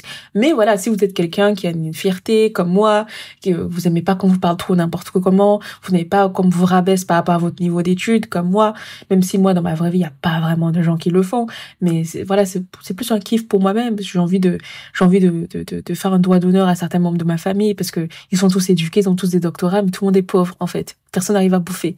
Et c'est à moi qu'on vient faire des reproches parce que je leur envoie pas 200, 100 euros. Je participe pas à des trucs débiles de famille. En fait, voilà. Et j'ai envie de leur montrer que, par exemple, c'est une raison, hein, il y en a d'autres. Moi, je fais des études pour des questions patrimoniales plus que des questions de société. J'en ai rien à branler, en fait. Moi, j'ai travaillé avant de faire des études, donc c'est pour vous dire, j'en avais rien à foutre. Et je fais des études que personne ne comprend. Même si c'est l'immobilier, c'est assez évident. Ce sont des diplômes que je vais pouvoir utiliser à la fois en tant que stratégie patrimoniale, mais aussi si je veux travailler, ça pourra toujours me servir, que ce soit en France ou à l'étranger. Voilà, donc je fais quand même pas n'importe quoi. Je peux aller faire une licence de merde, une licence de... Bref, je vais insulter personne, parce que je ne sais pas qui m'écoute. Voilà, mais... une licence trou du cul. Voilà, je vais appeler ça comme ça. Psycho, tous vos trucs là. Bref, je vais arrêter. Et en fait, moi, je ne suis pas partie faire des études qui servent à rien. Et une des raisons pour lesquelles je l'ai fait, c'est parce que j'ai envie de montrer à ma famille, oui, vous êtes tous éduqués, vous parlez mieux français que moi, mais vous êtes tous pauvres, en fait. Donc, c'est quoi votre excuse? Parce que c'est ma personnalité, je suis comme ça. J'aime bien prouver aux gens qui sont de la merde, qui me prennent de haut, qui sont de la merde, en fait. Parce que moi, si tu veux me critiquer, j'accepte volontiers les critiques, mais il faut que tu sois au niveau. Si tu me critiques et que t'es pas au niveau, tu vas trop souffrir avec moi. Parce que j'ai trop la bouche, en fait, et j'ai peur de personne dans ce monde. Personne. Il y a peu de gens que je respecte, et c'est ma grand-mère, par exemple, des gens de ma famille. Mais en vrai, tu manques de respect, je te manque de respect. Que t'aies des couilles, des ovaires, je m'en fous, en fait. Que tu sois blanc, riche, j'en ai rien à branler. Après, je suis pas conne, je dirais pas de manière aussi crue tout ce que je pense n'importe où et n'importe comment, mais je vais te le dire, ça c'est sûr. Je vais trouver le moyen pour que tu comprennes que je te méprise, en fait. Voilà. Et je suis comme ça, en fait. Donc moi, c'est aussi pour ça, c'est une raison d'arc, une raison un peu bizarre de faire des études, mais voilà, parce que ils m'ont tous fait chier, ouais, pourquoi tu fais un métier manuel, pourquoi tu fais un métier manuel? Parce que je cherche l'argent, en fait, parce que vous êtes tous pauvres. Vous êtes là, vous êtes tous des aînés, droit d'aînesse, tous les jours à me raconter droit d'aînesse. Moi, il y a des gens, comme Eva, là, dans le film, il y a des gens, quand ils commencent leur vie, leurs parents leur donnent de l'argent. Moi, vous me donnez quoi? Rien du tout, vous me donnez des dettes et en plus, vous voulez vous appuyer sur mon dos. Ça va pas? Vous voyez? Donc, bon. On revient à Eva. Eva a une carrière. Eva a une carrière. Elle a de l'argent, en gros. Elle a de l'argent et pourtant, regardez comment on la traite. Et il y a des femmes aussi, elles ont peut-être pas des études, mais elles ont la carrière. Et elles considèrent que comme elles ont de l'argent, ça va élever leur statut, ça va encore augmenter leur valeur auprès d'un homme. Et encore une fois, on s'en fout. Les hommes, ils s'en foutent. Ils prennent des femmes, des femmes de ménage tous les jours. Ils prennent des caissières tous les jours. Ils prennent Non, mais en fait, faut être conscient de ça. Ils prennent, désolé pour les caissières, j'aime trop tirer sur vous. Mais c'est vrai, en fait. Ils prennent des caissières tous les jours. C'est pas une carrière, ça, d'être caissière à Carrefour. No shade. C'est plus digne que de faire certains autres métiers. Ils prennent des femmes de ménage, ils prennent même des ratés. En fait, ils prennent des rien du tout, tous les jours. Donc, en fait, si les hommes faisaient attention aux carrières des femmes avant de les prendre, ça se saurait. Et les hommes pauvres comme les hommes riches, ils en ont rien à foutre, en fait. Ça, c'est pour toi que tu le fais. C'est pareil pour les études. C'est pour toi-même que tu le fais d'abord. C'est pas pour un mec, c'est pas pour une bite. Si c'est pour la bite, tu vas souffrir, tu vas tomber de haut, en fait. Et il y a plein de femmes, elles ne comprennent pas ça. Elles ne comprennent pas ça. La carrière et les études que tu fais, c'est pour avoir la vie la plus douce pour toi-même, en tant qu'individu, en tant que femme. C'est pour chercher ton propre patrimoine. Ce n'est pas pour impressionner un gars. Les mecs, ils en ont rien à foutre. Ils sont impressionnés par ton cul. Ils sont impressionnés par tes seins.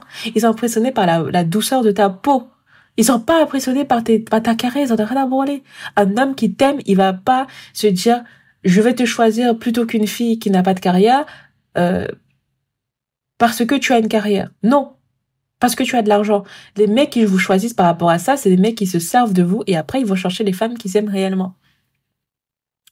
Ou alors, ils vont chercher des femmes qui, peut-être qu'ils aiment moins que vous, mais comme elles existent par elles-mêmes, elles vivent par elles-mêmes, elles voient qu'elles ont de la valeur par elles-mêmes, parce qu'elles ont dans la tête principalement, ils vont les choisir elles plutôt que vous. C'est ça que les gens ne comprennent pas. Et encore une fois, ne vous comparez pas aux femmes. Arrêtez de penser que parce que X ou Y a une carrière, qu'elle vaut mieux que vous. Ça n'a rien à voir. Devant un homme, ça n'a rien à voir. Dans la société, oui. Peut-être. Dans un travail, dans une situation sociale et tout, mais dans un couple, rien à branler. Rien à branler. Tous les jours. Et ce qui m'étonne, c'est qu'il y a tellement de contenu d'hypergamie. Les gens aspirent à l'hypergamie. Pourquoi les gens aspirent à l'hypergamie?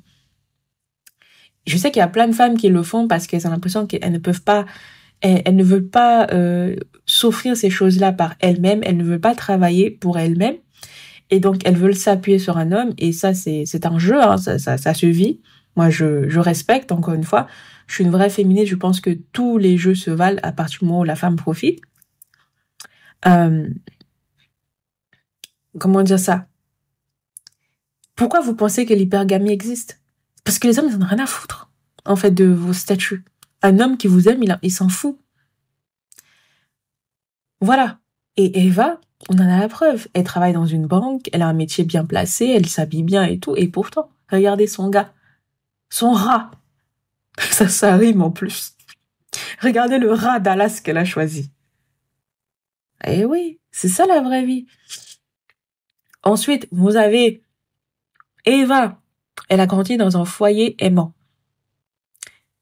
Et pourtant, elle a grandi dans un foyer aimant noir. Et pourtant, elle a grandi dans un foyer aimant chrétien.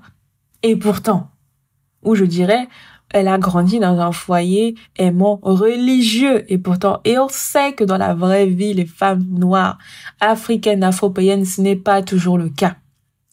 On a plus de chances, que ce soit à l'écran ou dans nos vies courantes, de voir des familles toxiques, de voir des familles, des gens qui sont ensemble mais qui ne s'aiment pas, qui ne se respectent pas, qui s'humilient, qui se détestent, qui peuvent plus se supporter, qui ne s'aiment plus, qui sont ensemble. en fait. Et on voit ça dans les familles chrétiennes, dans les familles musulmanes, dans les familles pauvres, dans les familles riches. On voit ça tout le temps, tout le temps, tout le temps. Vous avez vu Greenleaf? Vous avez vu Greenleaf, par exemple, sur Netflix. Et là, c'est un film de Tyler Perry. Donc, Tyler Perry, il n'a pas l'habitude de mettre des familles noires correctes à l'écran. Mais là, on le voit. Elle a ce qu'il lui faut. Elle a grandi dans un foyer où elle a ses 2 parents qui s'aiment. Ils sont un peu pudiques dans le film, mais tu vois qu'il y a de l'amour. Ou du moins, il y a de la complicité. Il y a du respect. Il y a de la considération mutuelle. C'est très important que ce soit mutuel, en fait, dans un couple. Hypergamie ou pas hypergamie. Hypogamie même ou pas hypogamie. La considération mutuelle, c'est très important. Il y a ça. Il y a de la complicité entre ses parents. Et ses parents, ça fait... elle a 38 ans dans le film, mais ça fait au minimum peut-être 40 ans qu'ils sont ensemble. Je pense pas qu'ils ont fait un enfant tout de suite. Je pense pas que son père l'a épousée parce qu'il l'a mis enceinte. Non, c'est un homme de Dieu quand même. Bon, on sait pas. Mais ça fait 40 ans au moins qu'ils sont mariés. Et vous voyez, après 40 ans, regardez dans le film comment ils se regardent, comment ils se parlent, comment elle s'adresse à lui, comment il s'adresse à elle. Oh mon Dieu, ça m'a fait de la peine. Ça m'a fait du bien aussi de voir ce couple-là. Combien de familles noires vous connaissez qui se regardent comme ça? Et ils se disent religieux. Combien de familles noires vous connaissez qui se regardent comme ça? Combien de couples noirs, d'âgés? On va même laisser les jeunes âgés qui se regardent comme ça. Il n'y en a pas beaucoup. Il n'y en a pas beaucoup. Et vous le savez, en fait, il n'y en a pas beaucoup. Et la plupart d'entre nous, on grandit dans des familles soit monoparentales toxiques, soit des familles où les gens sont ensemble mais les gens ne se supportent pas. On n'a que des exemples bancals. On a des familles où la mère joue le rôle du père, le père, elle couvre le père. C'est la mère qui fait tout et elle fait croire que c'est le père qui fait tout. On a ça. On a des familles où, si on va parler d'argent, là je vous ai dit que dans le film, c'est les parents d'Eva qui vont donner le dépôt pour qu'elle achète sa maison avec son mari. Mais bon, il aurait donné même si elle voulait acheter seule. Ça se voit. Vous connaissez beaucoup de familles noires de la classe moyenne qui donnent de l'argent qui donnent de l'argent à leurs enfants au début de leur vie? Moi, j'en connais pas beaucoup. Et je sais qu'il y a des gens qui vont utiliser l'excuse, oui, elle est fille unique dans le film. Et alors? Même les parents qui n'ont qu'un enfant, là, ils donnent rien. En général, ce qu'on voit plus, surtout chez les Africains et les Afropéens, les Afro-Caribéens, on sait, en fait. En général, ce qu'on voit, c'est quoi? C'est que c'est tes parents, parce qu'ils t'ont nourri, parce qu'ils t'ont éduqué, ils pensent que tu leur dois. Parce qu'ils ont fait leur devoir de parents, ils pensent que toi, t'es endetté envers eux. C'est ça qu'on voit la plupart du temps. Et ça, c'est vrai. Si vous n'êtes pas hypocrite, vous savez que je dis la vérité. Même dans ma propre famille, on a ces dynamiques-là. Moi, j'ai cassé ça direct. J'ai dit, je m'en bats les couilles de vous. Et je gagnais pas d'argent à l'époque. J'avais 15-16 ans. Je dis, allez se faire foutre. Vous n'avez pas compté sur moi. Je m'en bats les couilles de vous. Je leur ai dit ça cash. Pourtant, je les aime. J'ai dit, je m'en bats les couilles. Je m'en bats les couilles. Je m'en bats les couilles de vous. Allez vous faire foutre. Et je leur ai dit ça. Parce que j'ai vu comment ma mère, elle souffre. J'ai vu comment mes tantes souffrent. J'ai vu les amis de ma mère souffrir. J'ai dit, it's not gonna be me. En tout cas, ce sera pas moi. J'ai dit ça, j'avais 16 ans. Vous imaginez le cran que ça prend? Le droit d'aînesse. On m'a traité tous les noms. Et encore aujourd'hui, j'ai une mauvaise réputation de ma famille, mais je m'en bats les couilles. Je m'en bats les couilles. Et c'est pour ça que les gens, ils me respectent. Les gens, ils m'aiment peut-être pas, mais ils me respectent en tout cas. Je m'en bats les couilles. Et en fait, dans combien de familles, moi, pour revenir à l'analyse, on voit la fille, ça fait 2 minutes qu'elle travaille, ça fait 2 minutes qu'elle gagne un peu plus du SMIC, et on lui dit déjà, envoie l'argent à la cousine de la tante, de la mère, de la sœur, du cousin, du frère, de machin. Combien de fois on voit ça? Plus souvent que la famille d'Eva, en fait. C'est ça la vérité. Combien de fois on voit ça? Tes parents, ça fait 2 minutes. Il y en a même, enfin, moi j'ai vu ça et j'étais choquée. Il y a une fille, moi j'étais au lycée avec elle. Enfin, j'étais au lycée avec elle. Sa mère, elle gagnait près de 2 000 € en tant que femme de ménage. Donc il y a des métiers, même si c'est manuel, ça paye en tout cas. Elle s'appelait, on va l'appeler comment? Elle s'appelait Olivia. On va l'appeler comme ça. Son nom commençait par O. Et en fait, elle venait à l'école toujours super bien maquillée, toujours super maquillée. Vous savez, à l'époque, on avait un peu le baking qui était à la mode à l'époque, donc elle en mettait des tonnes et des tonnes, et était vraiment méconnaissable. Et en fait, on avait 15-16 ans, et moi, je me suis toujours dit, mais pourquoi elle se maquille comme ça? Elle est déjà jolie et tout, elle avait des airs de Nicki Minaj. Vraiment, hein. Elle était vraiment très jolie. Et Nicki Minaj, elle est belle, maquillage ou pas maquillage, hein. Moi, une belle femme. Et en fait, je la regardais, je sais, et même teinte et tout, je me suis dit, mais pourquoi elle se maquille comme ça? Je comprends pas. Enfin, on a 15 ans et tout, c'est populaire à qui et tout. Et en fait, c'est 4 ans plus tard, j'ai déjà quitté le lycée et tout, j'ai recroisé un autre camarade de classe, mais il m'a dit, mais en fait, Océane, elle bossait, quoi. Bossait. Ce que ça veut dire, bah, elle t'escorte. Ne pas dire prostituée. Elle t'escorte. Et j'étais choquée, 15 ans, 16 ans. Elle avait le même âge que moi. J'étais choquée. Et en fait, je me souviens d'Océane. Et en fait, Océane, elle ne mettait pas de Chanel. Elle ne mettait pas de Gucci, rien du tout ça. Et pourtant, en fait, la manière dont elle se maquillait, une fois, elle avait sorti un rouge à lèvres. Je me souviens plus quelle marque c'était. T'es jeune, hein, c'est il y a longtemps. Il n'y a pas Fenty à l'époque. Mais ça, un rouge à lèvres milieu de gamme, je crois que c'était Black Up ou MAC, un truc comme ça. Et en fait, Océane, tu savais qu'elle aimait la beauté, elle aimait toutes ces choses-là, elle aimait, quand elle s'habillait, elle essayait toujours de mettre des dupes. On était au lycée à François Rabelais. J'ai dit Océane, oh mince, j'ai dit son nom, désolée. Oh putain, désolée. Franchement, je voulais pas le dire. Mais bon, on va dire Olivia, pour ceux qui n'ont pas entendu. Notre lycée était à Cléancourt, hein, donc on avait tous les trucs clic-clic, machin. Et vous la voyez s'habiller comme ça. Et s'habiller avec les dupes de marque, en fait. Et en fait, je me dis, avec le recul, parce que j'ai jamais parlé, je me dis, en fait, si ça se trouve, l'argent qu'elle gagnait là. Nous, on est là, on se dit, ouais, c'est parce qu'elle veut la fast life, parce qu'elle a vu les influenceuses. Non, l'argent qu'elle gagnait là, c'était même pas pour elle. Parce que je sais que cette fille-là, elle vivait dans une famille monoparentale. Et elle était trop branchée Afrique aussi. Donc je me dis, ça se trouve, l'argent là, c'est même pas pour elle qu'elle faisait ça. Si tu vas prendre des risques comme ça, c'est un métier hyper risqué. Hein. Moi, j'ai beaucoup de respect pour les escortes, hein, franchement. Je suis pas de ces putes. Encore une fois, moi, je suis une vraie féministe. Je supporte toutes les femmes tant que les femmes, elles sont pas malheureuses par rapport à ce qu'elles font. Et il y a des femmes qui font ça et qui sont bien. Moi, j'ai pas de problème, en fait. C'est comme des femmes qui torchent le cul des vieux. Moi, je pourrais pas faire ça. Mais, enfin, je l'ai déjà fait, parce que j'ai travaillé dans une entreprise d'aide à domicile, j'ai déjà fait, mais je me voyais pas faire, je savais que c'était pour 2-3 mois, quoi. C'était pas, je me voyais pas faire 10 ans ça, vous voyez. Mais j'ai du respect. Donc, pour moi, c'est la même chose, c'est un métier comme un autre. Mais je sais que c'est un métier hyper risqué, hyper dangereux. Et c'est un métier un peu du désespoir, quoi. C'est pas un métier, tu te lèves pas un matin et tu te dis, ah, oh, trop bien, à 15 ans, j'ai envie de me prostituer. Et même à 25 ans, même à 30 ans, en fait. Personne ne rêve de ça. Et quand je me dis qu'elle est partie à un extrême, je me dis, franchement, elle devait vraiment avoir besoin d'argent. Et en fait, cette fille-là, quand j'y pense, c'était pas pour elle, en fait. Je le sais aujourd'hui, avec le recul, que c'était pas pour elle. C'était pour la famille, en Afrique, de machin, je sais pas quoi. Elle venait d'un pays d'Afrique centrale que je citerai pas, au minimum. Mais c'était pas pour elle. C'était pour les autres.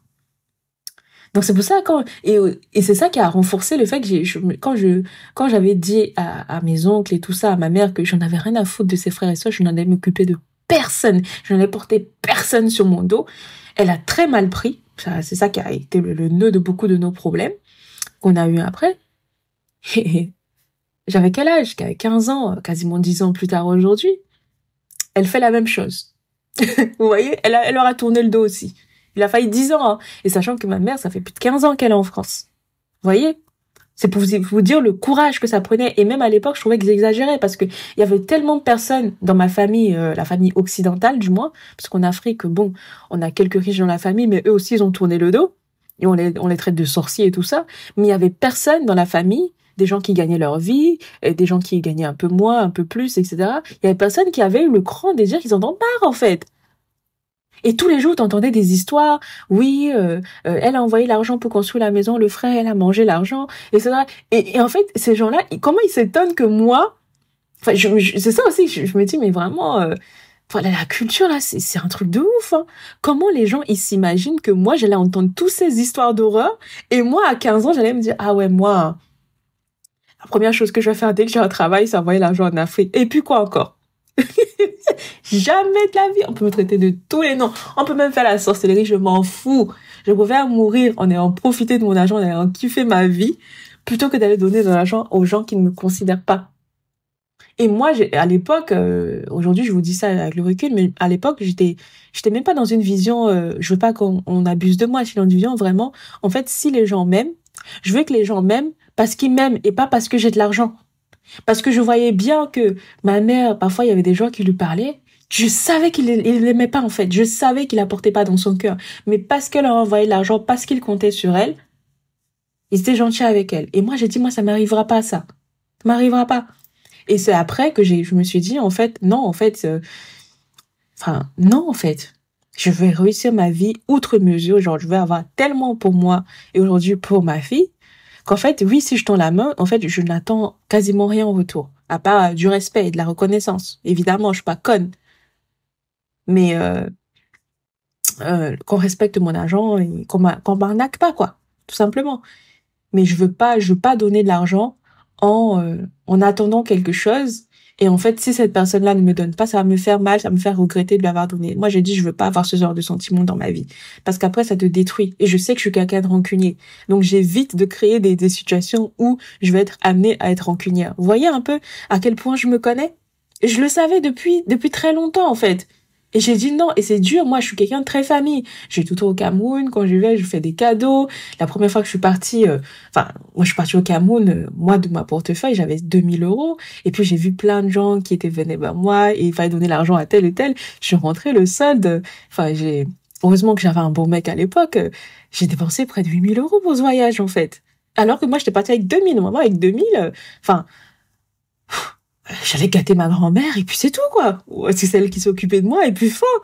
Vous voyez? Non. Il y avait la voisine, la tante, la sœur, l'amie de la mère, de machin, etc. Et après, j'ai dit, deuxième voyage, j'ai dit, allez vous faire foutre. J'ai dit ça, allez vous faire foutre. Et pourtant, c'est ma nature de donner, mais j'ai dit non. Non, non, non. Parce que je vais pas commencer à aller me prostituer. Déjà, je fais un métier tendancieux. Je vais pas commencer à aller me prostituer pour vous offrir des cadeaux, pour vous régler vos problèmes d'argent. J'ai dit no fucking way, en fait. Et dites-vous que même là, j'avais fait un effort parce que moi, je donnais que des cadeaux, je donnais pas d'argent. Principalement, les gens à qui j'ai donné de l'argent, c'était vraiment la famille, les gens, je savais qu'ils m'avaient aimé, qu'ils me faisaient des cadeaux quand j'étais petite. Donc, des gens avec qui j'avais une bonne relation. Mais tout le reste, là, les gens disaient bonjour, et c'est tout. Vous voyez? Et même ça, les gens, ils supportaient pas. Donc, je dis, attends, donc moi, je pioche dans la pote de mon gars pour vous donner des cadeaux et vous manquer de respect. No fucking way, en fait. Plus jamais. J'ai dit ça dès le deuxième voyage, j'allais que dans ma famille riche. Parce que j'ai une famille pauvre et j'ai une famille riche. Bon, j'en parlerai peut-être une autre fois. Et en fait, voilà. Donc, tout ça pour revenir à Eva, parce que je divaguais, mais en fait, j'ai envie de vous dire, moi, en fait, on va plus, les familles noires où les parents, quand je dis parents, c'est pas que le père et la mère, mais les autres membres de la famille veulent profiter de l'enfant qui réussit à peine, plutôt que les parents qui donnent de l'argent à l'enfant au début de sa vie. Et en fait, Eva, elle a tout pour elle. Elle a la famille nucléaire, elle a les parents qui s'aiment et qui l'aiment, qui lui montrent, qui sont autoritaires certes, parce que religieux, parce que patriarcat, mais qui l'aiment. Et pourtant, elle fait des choix de merde. Voilà. Ensuite, Ava est une fille unique, en plus. Donc, elle a encore plus d'attention, plus de comment on appelle ça? De privilèges qu'un enfant qui a grandi dans une grande famille. Et vous savez, moi, j'étais très longtemps fille unique. Donc, moi, comme vous pouvez le constater, je n'ai pas eu le privilège de l'enfant unique. Du moins, pas émotionnellement. Je l'ai eu financièrement, mais je l'ai pas eu émotionnellement. Mais en fait, du moins du côté de ma mère, etc., et pas tellement de mon père. Mon père, il avait plus d'enfants aussi. Bon, mais j'ai pas eu le privilège de la fille unique. Je n'ai pas eu tout ça. Et en fait, Ava, elle a tout. Et elle fait quand même des choix de merde, quoi. Et je sais très bien que quand t'es fille unique, normalement, tes parents, ils te chouchoutent, ils te pardonnent tout, ils te pardonnent plus facilement que si tu avais 15 frères et sœurs, etc. J'exagère, personne n'a 15 enfants de nos jours, enfin, j'espère. Du moins d'une chatte, peut-être de plusieurs en polygamie, mais bon, ne torturez pas votre vagin comme ça. Enfin bref, on n'est pas toutes fait pareil, donc je vais me taire. Mais voilà, donc elle a tout ce qu'il faut, elle a tout le privilège, et elle a l'amour de ses parents, elle a le soutien, etc. Même quand elle fait des choix, et ses parents, vous voyez dans le film, ils sont mal à l'aise, ils lui disent, ma fille, qu'est-ce qu'il va te falloir pour quitter ce mec-là? Et vous voyez le ton, un père pasteur, on connaît les parents d'enfants. Vous avez déjà côtoyé des enfants de religieux? On sait comment ils sont. Ils vont là tous les jours prêcher l'amour du prochain, ils battent leurs enfants. Ils violent même certains de leurs enfants, leurs nièces, etc. Ils violent leurs fidèles. Ils se tapent leurs fidèles. Le père, il faisait pas ça. Voilà, on connaît, moi je connais trop les saletés des pasteurs, je connais, en fait.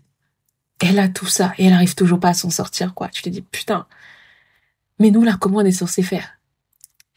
Aussi, elle a des amitiés de haut niveau. Mon Dieu! Combien de fois on voit des amitiés toxiques, des amitiés qui te tirent vers le bas? Là, elle a une copine. Elle a trouvé dans un lieu classe, elle travaille dans une banque, level up, elle est bien habillée. Son ami la soutient. Son ami n'est pas d'accord avec sa relation, et on le sent tout au long du film, mais elle la soutient. Elle ne la lâche pas, en fait. Et on en parlera de sa relation avec son ami, comment ses mauvais choix à elle ont impacté jusqu'à la vie, de couple de son ami, alors que ce n'est pas sa vie, c'est pas son problème. Mais parfois, quand tu fais des mauvais choix pour toi, tu penses que ça n'engage que toi. Non, ça engage tous les gens autour de toi et surtout tous les gens qui t'aiment. Eux aussi vont souffrir.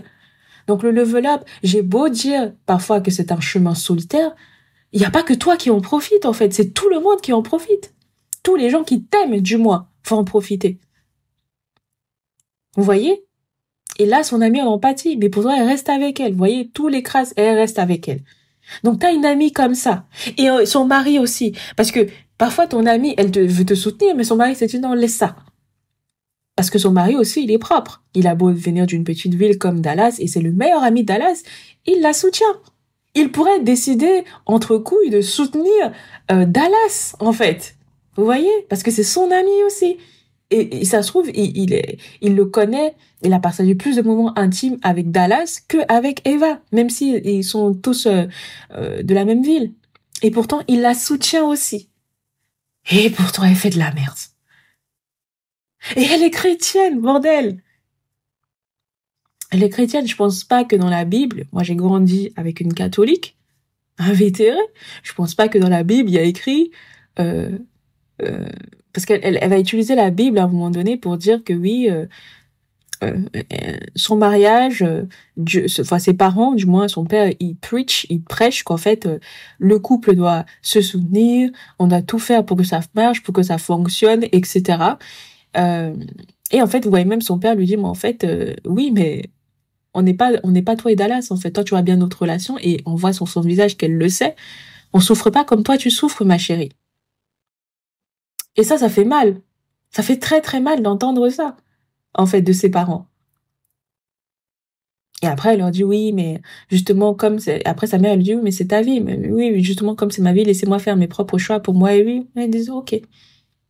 Ses parents, ils disent, ok. Qu'est-ce qu'ils vont faire? Ils peuvent rien faire. Parce que c'est des bons parents. C'est des bons parents. Moi, j'imagine ma fille dans ce genre de relation, j'en ai rien à foutre de ton... Autant je suis quelqu'un de très libre, et je vais éduquer ma fille dans la liberté et tout. Je te vois faire de la merde avec un gangster qui a tué son père, sa mère toxique. Je m'en bats les couilles de ton individualité, je vais le buter, en fait. Voilà. C'est tout. Rien à foutre. Je vais le faire disparaître. J'exagère. Si un juge qui passe par là, c'est une blague, c'est du divertissement. Je ne le pense pas, je ne bute personne. Merci. Non, je vais te faire disparaître, en fait. Dallas, là, il aurait disparu de sa vie. J'aurais trouvé un moyen. Je sais pas, franchement, j'aurais trouvé quelque chose. Je peux pas. Mon enfant unique, tu vas la faire souffrir comme ça, et puis quoi, en fait? No fucking way, en fait. Et tu vois que ses parents, c'est des bonnes personnes. Il y a pas de lâcheté, parce que, encore une fois, c'est pas leur rôle. Ce sont ses parents.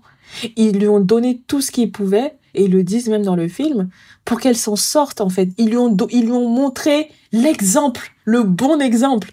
Il n'y a pas mieux que ça pour un individu pour se construire, en fait. Ils ont incarné ce qu'ils disaient. Combien de fois dans nos familles noires, on voit nos parents incarner ce qu'ils veulent pour nous? Combien de fois? Pas beaucoup. Pas souvent. Et c'est ça, en fait, qui fait que les parents, ils manquent de respect. Les enfants, ils manquent de respect, qu'ils se rebellent et tout. Parce qu'en fait, à un moment donné, tu te dis, mais attends. Moi, je dois être éduquée. Je dois faire mon argent. Je dois avoir mon propre appartement. Je dois devenir propriétaire. Toi, ça fait 20 ans que tu vis dans un HLM. Ça fait 20 ans que tu es en France. Tu vis dans un HLM. Tu gagnes de plus en plus d'argent. Mais tu n'as rien acheté. Mais c'est moi, là, à 20 ans, 25 ans, je dois être propriétaire. Ça doit être ça, ouais. Ça doit être ça, ouais. Minalmi, comme on dit chez moi. Minalmi. Moi, ça. Il y a des parents, là. Oui, tu dois faire des études, tu dois aller à l'école, Toi, tu as arrêté l'école en première. Ça fait 15 ans que tu es en France, tu n'as même jamais passé ton bac. Tu n'as même jamais cherché à avoir un BTS, rien du tout. Mais c'est moi qui dois faire bac plus 5. Ça doit être ça. Et en fait, il y a plein de parents noirs, ils ne comprennent pas qu'en fait, ok, quand on est enfant et qu'on dépend de vous et qu'on vit sous votre toit et que on est matrixé à votre droit d'aînesse, on va suivre. Parce qu'on a faim, parce qu'on sait pas se débrouiller par soi-même. Mais à partir du moment où tu as la tête en place, tu commences à faire ton propre argent, tu commences à prendre tes points tu commences à avoir ton indépendance, tu vas regarder tous ces gens-là, ils vont te parler, à un moment donné, tu vas leur dire, mais toi qui parles là, tu n'as rien fait, t'es un raté, t'es une ratée. Et je me souviens, j'avais dit ça à ma mère, je lui ai pas dit qu'elle était ratée, elle m'a giflé, en fait, et j'ai accepté. Elle m'a vu pleurnicher, je suis partie appeler quelqu'un de ma famille, non. Mais parce qu'il y avait quelqu'un qui avait besoin de l'entendre. Parce que sa vie, les attentes qu'elle avait envers moi, c'était surdimensionné par rapport à ce que elle-même elle fait de sa vie. Que ce soit sa vie financière, sa vie sociale, son niveau d'éducation et ses choix amoureux. T'as pas de conseils à me donner, en fait. No way. Et je suis, déjà quand j'étais mineure, je t'écoutais pas. C'est pas maintenant que je suis majeure que je vais t'écouter. Et ça, c'est pas du manque de respect, c'est la vérité, en fait. Et ça, le droit d'aînesse, je suis désolée, dans les familles noires, j'en ai marre. Il y a des gens, ils ne voient que leurs droits, ils ne voient pas leurs devoirs. Les parents ont le devoir d'incarner ce qu'ils demandent à leurs enfants. C'est votre devoir, en fait. Et tant que vous ne comprenez pas ça, ça va toujours clasher, en fait. Tout enfant qui commence à level up, qui commence à être indépendant, ne serait-ce que financièrement, même si tout le mindset n'est pas en place, mais qui commence à vivre par ses propres moyens, à un moment donné, si vous êtes à la ramasse, il va vous regarder, il va vous manquer de respect. C'est normal, en fait. Il faut vous y attendre. Et ce ne sera pas parce que l'Occident, parce que la France, non, ça n'a rien à voir avec les enfants de France. Ça n'a rien à voir avec les enfants de France, en fait. Ça n'a rien à voir. Il y a des gens en Afrique, ils parlent comme ça à leurs parents. Ils n'ont jamais quitté l'Afrique. Moi, je connais des Camerounais, ils se sont pris des baffes. Ils ont rien à foutre. Ils parlent comme ça à leurs parents. Et c'est pas la télé, c'est rien de tout ça. C'est qu'en fait, à un moment donné, tu regardes les gens qui te donnent des conseils, qui veulent, limite, qui sont autoritaires, qui imposent une dictature tellement sévère. Et tu regardes leur vie, tu ne vois pas même le quart de ce qu'ils te demandent de faire. Je te dis, mais oui, ils se prennent. Tu vois ce que je veux dire ou pas? Et ça, c'est pas de l'arrogance. C'est juste, à un moment donné, il faut vous dire la vérité. C'est pas parce qu'on vous aime qu'on doit vous mentir. C'est pas ça l'amour. C'est pas ça le respect. En fait, c'est pas comme ça que ça se construit. Et là, dans le film de Divorce in the Black, les parents, moi je suis désolée, de A à Z, il y a rien à leur reprocher. Mais absolument rien. Rien du tout. Et Eva, elle souffre quand même. Et je vais vous dire pourquoi cette fille souffre quand même. Ça fait un moment que je parle là. Eva souffre quand même parce qu'elle a décidé. Je suis désolée, je sais pas à quoi vous vous attendiez, c'est parce qu'elle l'a décidé. Elle a décidé de souffrir, cette femme. Elle a décidé. Elle s'est levée un matin, elle a dit, moi je veux souffrir en amour. C'est ça que c'est dit. Bon, peut-être pas, j'ai caricature, mais voilà. C'est son interprétation de la religion chrétienne et se cache derrière, du sacrement du mariage qui l'a menée où elle est. Où on la voit dans le film. Elle a choisi cette vie. Il n'y a rien, comme je vous ai cité dans son entourage, qui l'a destinée à vivre cette vie-là. Rien. Elle avait tout sur papier, sur forme. Elle a l'exemple dans le foyer, en dehors du foyer. Elle a tout, mais elle refuse. Elle a décidé. Si quelqu'un comme ça, belle, éduquée, carrière, argent, amis, famille soudée, elle souffre, c'est parce qu'elle l'a décidé. C'est parce qu'elle l'a décidé. Elle a choisi d'avoir des standards pour elle, pour Glow Up, parce que voilà, elle quitte quand même un petit village pour aller à Atlanta, dans une ville un peu plus grande, elle travaille dans une banque, etc. Donc elle a des standards. Elle voulait gagner plus d'argent, elle voulait être mieux financièrement que ses parents. Ça c'est sûr, elle voulait au moins faire l'égal ou mieux, et ça c'est bien déjà. Parce qu'il y a aussi les enfants qui se grattent le cul. Elle aurait pu, elle est fille unique. Elle aurait pu très bien se dire, en fait, je vis chez mes parents éternellement. Qu'est-ce qui l'empêche? En plus, c'est une femme. Qu'est-ce qui l'empêche? Rien du tout. Et en plus, elle vit dans le sud des États-Unis, qui est traditionnaliste comme pas possible. C'est pas là-bas qu'on va te reprocher d'être encore chez tes parents à 30 ans. Et surtout avec les parents qu'on a vus là. C'est pas là-bas. Elle aurait pu simplement travailler, avoir un travail basique, être capable de subvenir à ses besoins et vivre chez ses parents, vivre comme une princesse. Mais elle a décidé d'aller encore plus loin, en fait. Donc, elle a des standards, cette femme-là, pour elle-même. Elle en a.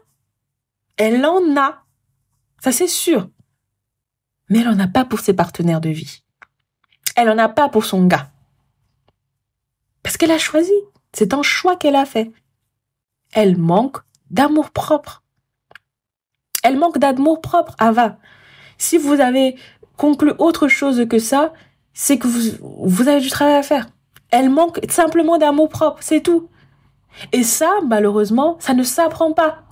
Il n'y a aucun coaching, il n'y a aucune vidéo, il n'y a aucun livre, il n'y a aucun maquillage, il n'y a rien qui peut t'apprendre à avoir de l'estime de toi. En anglais, on dit self-esteem. Le level up, c'est un chemin solitaire. C'est une décision individuelle à prendre chaque jour de sa vie. En réalité, ça ne regarde personne d'autre que soi-même. Personne d'autre. Donc à toutes les filles qui perdraient espoir parce qu'elles ont grandi dans des familles toxiques ou elles ont grandi dans des familles où les gens veulent s'appuyer sur elles, vous avez tout de l'espoir. On a toute notre chance. Moi, je m'inclus dedans parce que je vous ai dit, moi, c'est ça. J'ai pas eu la violence physique ni la violence verbale, sauf avec ma mère, mais ça a été assez tard. J'avais déjà les armes pour lui répondre. Vous voyez, c'est pas à 6 ans, elle a commencé à mal me parler, non. En fait, j'ai grandi avec une grand-mère qui était une vraie matriarche, avec mon arrière-grand-mère, des femmes féministes comme pas possible, dans le Cameroun machiste qu'on connaît là. J'ai grandi avec des féministes, pour vous dire. Donc l'amour, je l'avais. L'amour de mes oncles aussi, quand j'étais petite, je l'avais. Et des voisins, même des gens qui me connaissaient pas, l'amour des compagnons de ma mère, je l'avais. Donc j'avais pas de problème. De mon père, je l'ai eu aussi quand j'étais très petite. Après, voilà, la géographie fait que il n'a pas pu garder trop de contact physique avec moi, mais j'ai gardé contact avec lui. J'ai eu l'amour, en fait. Mais c'était pas tout le temps là, et voilà, je me suis sentie seule à certains moments, négligée ou tout. Après, bon, voilà. Mais je suis pas foutue. Et puis j'ai eu la violence verbale avec ma mère plus grande, la violence physique, etc. Mais je me suis relevée, je me suis retroussé les bras, j'ai quitté. J'avais pas d'argent, hein, j'ai 42 €, je vous raconterai toujours. J'ai quitté là-bas. J'ai quitté. Je suis partie, je me suis trouvé un métier. Aujourd'hui, je fais mes études, j'ai ma propre vie, je vis avec ma fille et tout. Voilà, je me suis construit mon petit patrimoine de mon côté. Petit à petit, je fais mon nid. Il y a personne qui compte sur moi, à part ma fille. Et encore. C'est parce que je l'aime. J'ai une confiance. Mais égoïste comme je suis, là. Il y a personne qui compte sur moi. J'ai tout envoyé se faire foutre. Voilà. Donc, vous avez votre chance aussi. Moi, j'ai recréé mon imaginaire. J'ai déménagé. J'ai quitté le 18e, dégueulasse, Paris-Château-Rouge, pour aller dans le 16e. Parce que j'ai envie de rêver. Je suis quelqu'un, j'adore rêver, j'adore m'imaginer, etc. Et en fait, dans le 18e, je pouvais pas rêver, désolée. I couldn't. Comme dirait ma tante, qui sait pas parler anglais. I couldn't. I could not dream there. Je suis allée acheter le rêve. J'ai payé le prix. C'était dur. Les deux premiers mois, j'avais pas d'argent. Je peux pas vous dire, j'ai passé des journées affamées, mais je voulais vivre dans le 16e. Tout l'argent, le petit argent que j'ai gagné les premiers mois, là, c'était que pour payer le loyer. J'avais 100 euros pour vivre dans le 16e. Et j'ai tenu parce que je voulais ça. J'ai recréé mon imaginaire. Et comme j'ai toujours été une littéraire, j'ai lu, je me suis forgée dans l'imaginaire. J'ai fréquenté toutes les bibliothèques du 15e et du 16e. Voilà. Je me suis créé des standards. Je n'ai pas attendu qu'il y ait des chaînes de féminité comme certains pourraient le croire parce que je suis jeune et aussi parce que comme j'écoute certaines coachs et voilà, quand moi j'écoute quelqu'un, j'ai tendance à sonner comme cette personne, c'est comme ça. Je m'imprègne très vite des gens. Mais j'ai mon mindset, j'ai vécu en fait, c'est ma vie, c'est mes aspirations qui m'ont dit non, il faut que je level up en fait. C'est pas ici que je vais rêver. Quand je regardais les crottes de chiens là, toutes les 20 mètres à Châteauroux, j'ai dit c'est pas ici que je vais vivre le rêve. Je me suis barrée, voilà. Et je caricature à peine. Hein. J'ai dit no fucking way en fait. J'ai une copine qui m'a fait vivre dans le 15e, j'ai découvert le vrai Paris, les Paris des terrasses, la Tour Eiffel et tout. Elle habitait pas très loin, elle habitait dans le 14e, vers Convention dans le 15e. Pour ceux qui connaissent, j'adore ce quartier. C'est vraiment mon quartier préféré. Je préfère ça au 16e parce que c'est plus vivant. Il y a un peu plus de mixité. Dans un même immeuble, je veux voir des riches, des blancs, des noirs. Enfin, il y a un peu de tout. J'aime beaucoup le 15e. J'aime vraiment beaucoup le 15e. C'est très grand aussi comme arrondissement, mais moi, c'est mon arrondissement préféré avec le 7e parce que voilà, c'est le 7e, quoi. Il y a tous les Américains là-bas. My American people. J'aime trop les Américains. Et c'est très propre aussi. Voilà, le 15e, bon, il y a certaines rues, c'est pas terrible. Moi, j'ai beaucoup vécu dans le 15e et dans le 16e. Je connais très bien ces quartiers-là. Mais en fait, voilà, j'ai vécu ma vie.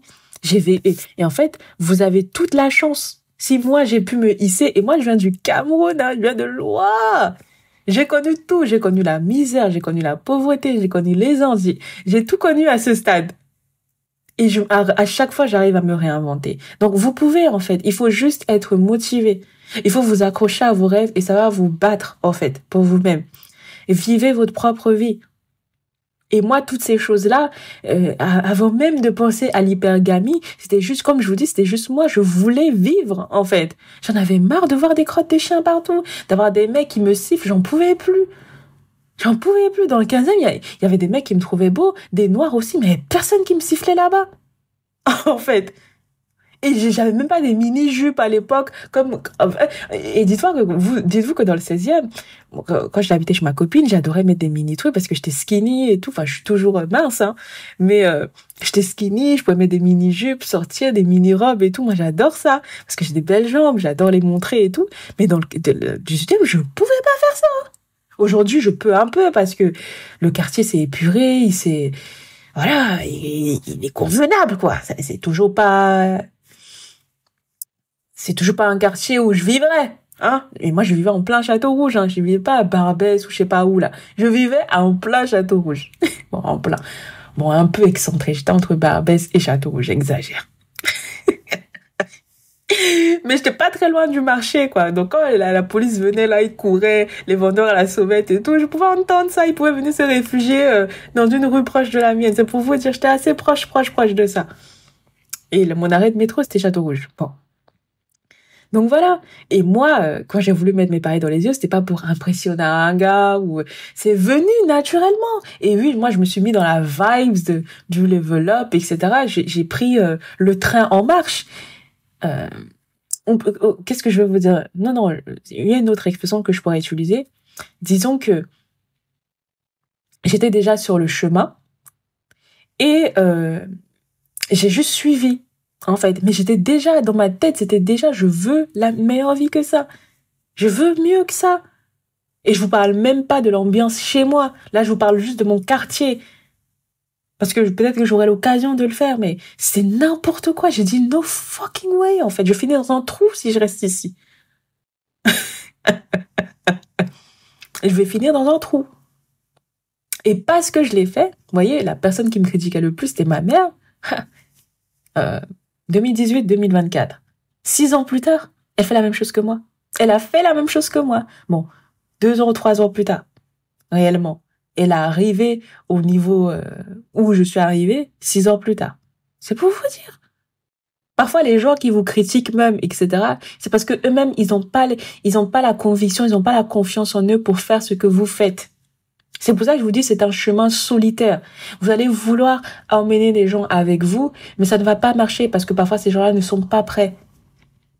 Parce que parfois, ces gens-là ne sont pas arrivés à ce niveau-là. Ils ont besoin de suivre leur propre chemin. Leurs déclics, ce sont pas vos déclics. En fait, vous voyez, moi, j'avais mes propres déclics et ma mère, elle a eu les siens. Peut-être que c'était mon petit frère, parce que j'ai un petit frère qui a 10 ans. On a beaucoup d'années d'écart. Peut-être que c'est, j'en sais rien. Peut-être que c'est le fait qu'elle s'est retrouvée à la rue aussi, parce qu'il y avait un contrat qui faisait qu'on devait être tous les trois. Moi, je suis partie. Comme l'ambiance était tellement toxique que je suis partie, et elle s'est retrouvée sans rien. Donc, elle a dû se débrouiller, etc. Ouais, voilà. Bah oui, c'est ça. C'est ça la vie. Parce que moi, j'ai toujours su que mon chemin était solitaire. Mais elle pensait que elle allait s'appuyer sur moi. Et j'ai dit, no fucking way. En fait, j'avais ta caution.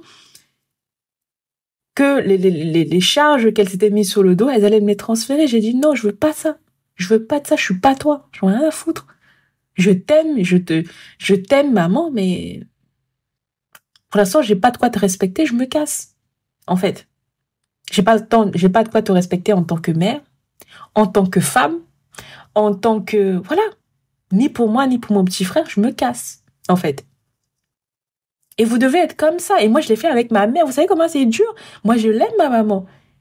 Mais avec le recul, avec le temps, j'ai compris que ma mère, elle a des qualités et elle a beaucoup de défauts.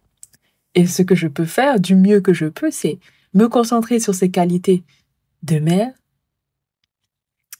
l'aimer en tant que mère quand elle se comporte comme une mère aimante envers moi et aussi aujourd'hui envers ma fille. Et le reste, je l'évite. je fais comme si ça n'existait pas. Je vis ma vie et elle vit la sienne. Vous voyez? Et aujourd'hui, il y a du respect entre nous. Au départ, là, il y a 6 ans, c'était pas ça. C'était pas ça. Je me suis battue, comme une lionne, vous pouvez pas imaginer. Toutes les batailles. Et j'avais toute ma famille qui était contre moi. Mais aujourd'hui, là, vous voyez le résultat? Je suis pas riche, toujours pas. Moi, je pensais que je serais riche d'ici. Non, je suis pas riche. J'ai fait aussi des mauvais choix financiers. J'ai vécu la fast life et puis il y a eu le Covid, donc je suis pas du tout riche. Mais je vis bien. Je vis bien, je glow. J'ai mon glow intérieur. Je suis bien, moi. Voilà, je suis bien. Et maintenant, ma famille, ils se disent, peut-être que la petite, ce qu'elle faisait là, c'était peut-être pas si abusé que ça. Parce que là, on a l'exemple de Eva qui est dans un foyer stable, mais parfois, imaginez, par exemple, que elle aussi, elle venait d'un foyer toxique comme son mec.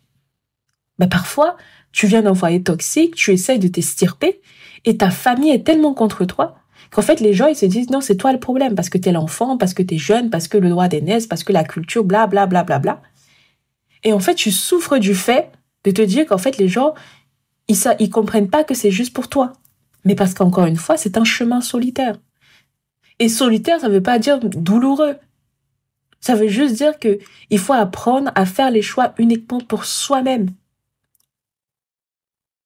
Il n'y a aucun groupe de level up qui peut vous aider à faire ça. Aucun. Enfin, on peut vous épauler, on peut vous donner des astuces, des stratégies. Mais la vie, la belle vie riche là, épanouissante, il n'y a que vous qui pouvez vous la donner. Que vous. Les décisions, c'est à vous de les prendre. Et il faut vous accrocher parce que ça ne sera pas facile, c'est le prix à payer. Surtout si vous êtes la première personne de votre famille qui le fait. Et moi, j'ai été la première personne, je suis une pionnière. J'ai été la première personne qui le fait. Et c'est pour ça que je me donne, je me sens comme une autorité pour venir vous parler de level up. Pas parce que j'ai un gros patrimoine. Ça ne se voit pas encore. Enfin, j'ai réussi à avoir quelque chose, mais c'est pas au point d'être tellement visible qu'on se dit, ah ouais, il y a un vrai glow up, en fait. Mais je le fais quand même aujourd'hui. Ça se verra dans 10 ans, certainement. Parce qu'à un moment donné, comme je dis, quand tu level up, ça se voit, tu finis quand même par avoir quelque chose. Il y a pas, c'est pas tu glow up financièrement, etc. et que ça se voit pas. À un moment donné, il y a un problème. Et moi, je suis encore très jeune. C'est peut-être pour ça aussi que je m'en fous. Mais si j'avais 35 ans et ça faisait 10 ans que je vous parle de level up et vous ne me voyez pas évoluer, vous devez vous poser des questions. Mais on n'y est pas là. On n'y est pas. Comme je vous dis, moi j'ai eu le Covid, je suis au tout début de ma carrière. Ça fait que 5 ans que je travaille. J'ai eu 3 ans quasiment de non-activité. Donc c'est pas sur 2 ans que vous devez mesurer mon level up. Là, la seule chose que vous pouvez mesurer, c'est ce qu'il y a dans ma tête. Et c'est ce que je vous partage aujourd'hui. Parce que c'est ça qui va m'aider justement à avoir le matériel. Vous voyez?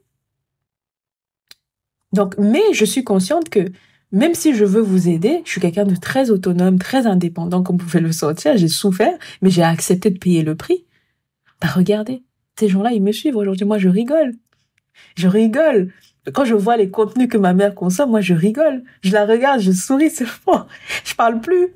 Je vois mes tantes, comment elles ont glow up et tout, les gens qui me critiquaient, moi, je rigole. Elles se plaignent des choses que moi, je leur disais quand j'étais adolescente.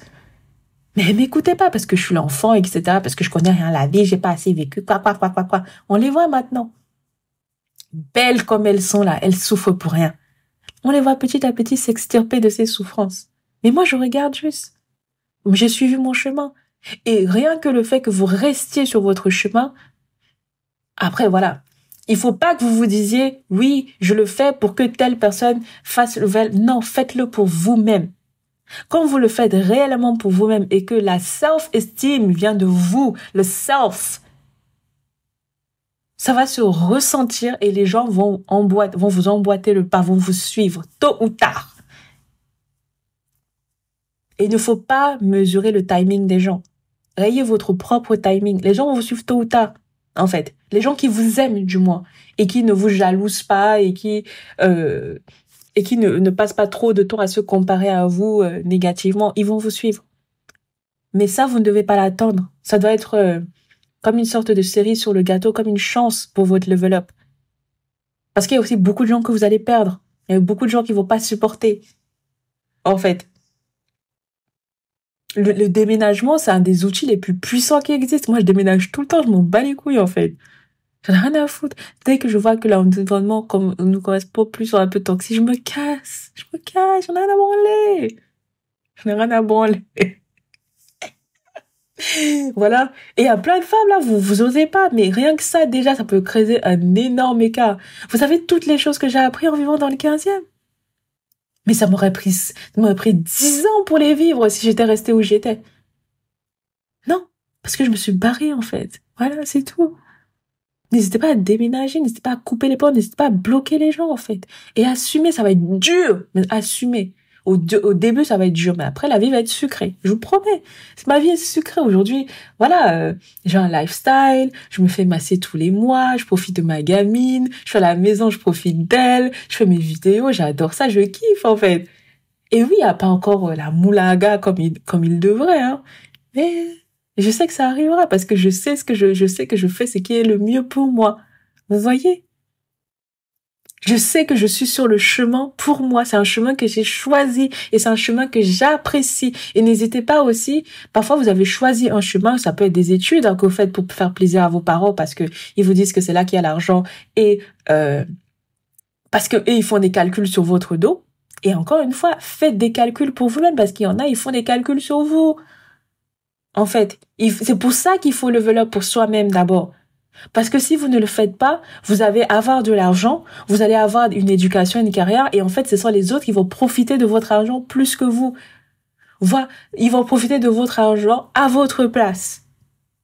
Et c'est ça aussi qui est dangereux. Mais voilà, c'est un chemin solitaire, le level up. Les choix, là, le self-esteem, mon Dieu, self-esteem, ça vient de soi. Il faut que vous soyez votre plus grande force, votre plus grande cheerleader. Vous n'avez pas le choix. Vous n'avez pas le choix, surtout les deux femmes. Non, vous n'avez pas le choix. Il n'y a personne qui vous aimera plus que vous-même. Et les femmes que vous allez rencontrer sur votre chemin, c'est une chance. Moi, je suis contente. J'ai une amie que j'adore passer du temps avec elle, etc. J'aimerais que cette fille-là reste dans ma vie toute ma vie, en fait. Vraiment. J'aimerais. Parce qu'elle a une énergie positive, parce qu'on peut parler de glow, on peut parler de sorties, de restaurants, on peut parler de plein de choses qui me font kiffer, en fait. Et je suis contente, je remercie Dieu de me l'avoir amené dans ma vie, en fait. mais je ne le vois pas comme comment dire ça? Je me suis jamais empêchée de sortir parce qu'elle n'était pas là. Jamais de la vie. Et elle-même, elle ne s'empêche pas de sortir parce que je ne suis pas là. Jamais de la vie. Vous voyez? Et ça, c'est les amitiés. Enfin, je suis désolée, hein, c'est des amitiés, c'est des cadeaux de la vie. Mais vous n'en avez pas besoin pour être heureuse. Normalement, quand vous glowez, quand le glow vient de l'intérieur, vous allez attirer ce genre de personnes. Et parfois, vous allez attirer pendant un temps et puis elles vont partir et puis il va y en avoir d'autres parce que vous allez monter de plus en plus haut, etc. Et en fait, la raison pour laquelle il faut être solide par vous-même, c'est parce que justement, vous allez avoir ces mouvements-là dans la vie. Moi, ça fait 7 ans que je la connais. On s'entend toujours aussi bien. Au départ, on s'entendait bien, mais on avait une relation un peu plus superficielle. Au fil des années, on est devenu plus intime, plus proche, etc. Et ça se bonifie avec le temps. Mais qui ça se trouve, peut-être dans 10 ans, on se parlera plus parce que, je sais pas, elle aura volé trop vite par rapport à moi ou elle aura déménagé. Qui sait, en fait, parfois, les ponts, il y a pas forcément des problèmes avec ton ami. Parfois, c'est juste la distance qui fait que vous parlez plus, mais vous aimez toujours, vous voyez? Et qui sait? Et vous croyez que parce que mon ami sera pas là, je vais arrêter de me dire, ah, je peux plus sortir, je peux plus machin. Non, en fait. Parce que je vis d'abord pour moi-même.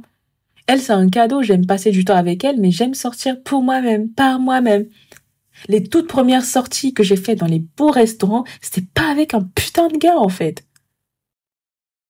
Et si un jour vous regardez quelqu'un d'autre me tourner en bourrique et vous dire que parce que comme j'avais fait une chaîne de Sugar Daddy où je parlais des relations plus âgées, je suis une pute ou je sais pas quoi, même si demain je deviens une pute, je sortirai toujours seule. Parce que je me kiffe, en fait. Et vous devez vous kiffer. Vous devez vous kiffer. Vous avez le devoir de vous kiffer. Moi, l'hôtel que je préfère aller, je suis jamais partie avec ma copine, par exemple, je suis jamais partie avec un mec là-bas. Parce que c'est mon endroit, c'est mon lieu à moi. Ça m'appartient à moi. C'est là où je me sens bien, en fait. Et j'ai pas envie que quelqu'un pense que je suis escorte, etc. Parce qu'il y a toujours des gens qui penseront que je suis escorte, peu importe le gars que je ramène, surtout s'il est un peu plus âgé. Et moi, c'est mon goût. Vous voyez, c'est mon goût. Du moins, ça fait partie de mes goûts. Je dévoile pas tous mes goûts sur Internet. C'est celui-là que je veux bien vous partager. Mais c'est moi, j'aime bien les hommes plus âgés, qui sont beaux, ils sont propres et tout ça. Moi, j'aime bien. Sachant que, voilà, je veux plus d'enfants. Moi, je considère que j'ai fini de faire mes enfants. Ça me suffit largement. Bah oui, c'est normal, en fait. C'est encore mieux. Parce qu'il y a de grandes chances qu'un homme qui est 40, 50 ans ne veut plus d'enfants. Bon, après 50 ans, c'est un peu chaud, là. Pour l'instant, je suis encore trop jeune. Mais, comme je vous dis, j'ai d'autres goûts, j'en parlerai pas. Mais c'est encore trop vieux, pardon, je veux dire. 50 ans, ouais, même 40 ans, c'est trop vieux pour moi. À ce stade, je suis trop jeune pour sortir avec un mec de 40 ans. Il faudrait que je trouve un mec jeune qui veut plus d'enfants. Vous voyez? Ou qui en a déjà et qui est un aussi de son côté, j'accepterais bien un deuxième. Et c'est tout, quoi. Je veux pas avoir une famille avec 15 enfants, c'est mort. Vous voyez? Donc c'est mon goût, mais il y a des gens, ils pensent toujours que t'es escorte parce que voilà, ils sont pas habitués à avoir des femmes noires, ils sont pas habitués à avoir une fille qui... Et même quand je suis seule, hein, pour vous dire, il y a des gens qui... C'est parce que mon attitude, je m'en foutais tellement du monde autour de moi, ou du moins, quand je regardais les gens autour de moi, c'est parce que je m'intéressais à je regardais leurs interactions avec les autres, je regardais leurs vêtements. Donc, une escorte, normalement, elle fait des yeux au mec. Moi, je regarde tout le monde et je rigole, je souris. Il y avait des gens qui venaient vers moi, des groupes, des couples, des amis qui m'invitaient à leur table. Donc, si j'étais escorte, j'aurais jamais accepté ça. Vous voyez? Donc, c'est ça qui m'a sauvée plusieurs fois. Et puis, le fait que j'en ai tellement rien à foutre de ce que les gens pensent que... Le seul truc qui m'intéresse quand je vais dans un beau endroit, c'est est-ce que je suis capable de payer ou pas? Est-ce que les gens sont respectueux envers moi ou pas? Est-ce que les gens me traitent avec le même égard ou du moins font semblant de m'apprécier autant en tant que cliente que les autres? C'est tout, je m'en ai rien à foutre du reste. Je suis une vraie folle, moi. Je vis pour moi. Je vis pour moi, en fait. Et ma fille, je lui apprendrai à vivre pour elle. On vit ensemble pour l'instant parce que c'est un petit bébé et tout. Mais elle va grandir, j'ai hâte qu'elle grandisse déjà. J'en peux plus, là, les enfants qui sont pas autonomes, là. Ah, moi, I can't. C'est mignon et tout, mais c'est fatigant. Moi, je veux plus dépenser autant d'énergie. Mais voilà, quoi. Il faut vivre pour vous-même. Il y a personne qui peut vous aider. Même Ava, là, elle vous l'a montré. Et Tyler Perry, dans ce film, il a très bien démontré. Il faut vivre pour soi. Tant que tu ne vis pas pour toi, tu vas toujours souffrir. Tu vis pour les caméras, tu vis pour les groupes de level up, tu vis pour les chaînes de féminité, tu vis pour impressionner les gens pour Instagram, tu vis pour démontrer à ta famille que... Non, vis pour toi. Fais les choses qui te plaisent à toi d'abord. C'est ça le inner glow et c'est un travail quotidien. Hein. Je vous dis pas que une fois que vous aurez tel travail, une fois que vous avez mis telle robe, tel maquillage, ça va couler de source. Non, il faut travailler. Mais c'est un travail qui paye tellement bien. Parce que c'est un travail, peu importe ce qui vous arrive, vous arrivez toujours à vous en sortir. C'est ça que j'essaye de vous transmettre depuis, je sais plus combien de temps je parle. Je parle tellement. C'est un travail qui paye toujours. Il paye super bien. En fait. Et on va parler d'Eva. J'avais tellement de choses à dire, mais je vais me concentrer sur 2-3 trucs parce que je commence à fatiguer. Bon, vous connaissez l'histoire d'Ava, hein. C'est une histoire rocambolesque et tout ça.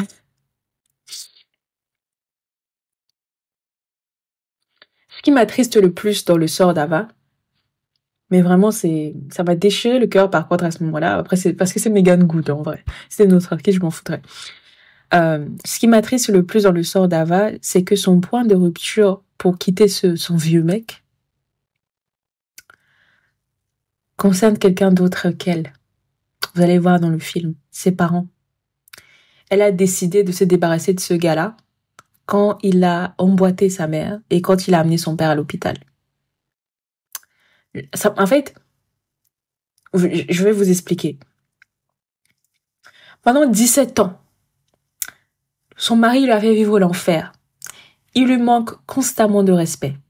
Il y a une scène où ils sont censés aller au restaurant, aller en couple avec son ami du moins sa meilleure amie et son mari, sachant que sa meilleure amie ne supporte pas Dallas, elle lui montre. Donc elle lui inflige ça à son ami aussi. On va en parler à la fin de son amitié avec son ami. Et en fait, elle rentre du travail, son mari ne travaille plus, il a perdu son travail à ce moment-là. Et donc, effectivement, on apprend que dans ce couple-là, c'est elle le gagne-pain, c'est elle qui... Ils sont en hypogamie, hein, c'est elle qui assure tout, c'est elle qui paye les factures et tout. Donc, elle l'invite au restaurant avec ses amis, elle rentre du travail et il lui dit « Ouais, about that dinner ». Et après, il lui dit « Oui, mais je pense qu'elle est rentrée peut-être... Allez, on va dire elle est rentrée à 19h et le dîner, c'est à 20h30 ou 21h. » Et elle lui dit « Mais donne-moi 45 minutes, je vais me préparer et on va y aller. » Et le mec, il répond pas. Il est en train de boire sa bière, je sais pas ce qu'il fait, il est un peu nonchalant. Elle monte à l'étage, elle monte se préparer et elle descend 45 minutes plus tard et elle dit « Oui, j'ai fini un peu plus tôt. » Elle regarde autour d'elle, elle regarde dans sa cuisine. Au salon, il n'y a plus personne. Le mec, il est parti. Il est parti avant elle. Ça, c'est un manque de respect. C'est ta femme, en fait. C'est pas une pute que tu tiens. Même une escorte, on ne manque pas de respect comme ça. Vous voyez? C'est un truc de ouf. Ça fait 17 ans que vous êtes mariés. Vous devez aller voir vos amis. Et toi, vous êtes censés y aller ensemble. Et toi, tu vas avant elle. Genre c'est comme si, en fait, elle prend trop de temps à se préparer. C'est qu'est-ce que tu vas voir comme ça? Elle prend trop de temps à se préparer. Et en fait, moi, je suis pas là pour l'attendre, quoi. C'est insupportable. Donc, il lui manque de respect. Il y a ça comme exemple. Il y a le fait que il ne la chérit pas. À aucun moment, il lui fait des bisous, même quand ils sont mariés et tout. Enfin, il lui fait pas de bisous, il ne lui fait pas de câlins, il n'est pas affectueux avec elle, il la rabaisse, il l'agresse verbalement. Il menace de la frapper quand ils ne sont pas d'accord. Enfin, il y a quand même une scène, ça m'a choqué, quoi. Ils sont dans la voiture avec Eva après la scène macabre là à l'église, etc., que je veux pas vous décrire parce que franchement c'est trop horrible. Et elle va dans sa famille, chez les Bertrands, essayer de le consoler, lui raconter une petite histoire et tout. Et en fait, il agresse, il dit « Ouais, tu m'aimes pas, pourquoi tu essaies de me changer? Moi, je veux pas changer, tu m'aimes pas, machin. » Et après, il lui dit « Dégage de la voiture. » Bon, t'es endeuillé, ta femme, elle vient t'épauler, tu dis « Dégage de la voiture. » Comme si c'était une moins que rien, en fait. On dirait même pas qu'ils sont mariés, 17 ans. Et cette fille-là, elle t'a donné plus de 10 ans de sa vie, plus de 15 ans de sa vie. Et c'est comme ça que tu lui parles. Enfin, je sais pas si vous vous rendez compte, en fait, que le mec, il a aucune considération pour elle. Et en fait, et après, il la menace de la frapper. Je sais pas si vous vous rendez compte, il la menace de la frapper. Je vais vous mettre la scène. Écoutez, comme ça, vous ne pensez pas que j'exagère. Je voulais faire en sorte qu'il ait une cérémonie digne de ce nom. Mais en attendant, on a fini par l'enterrer juste devant la maison, Ava.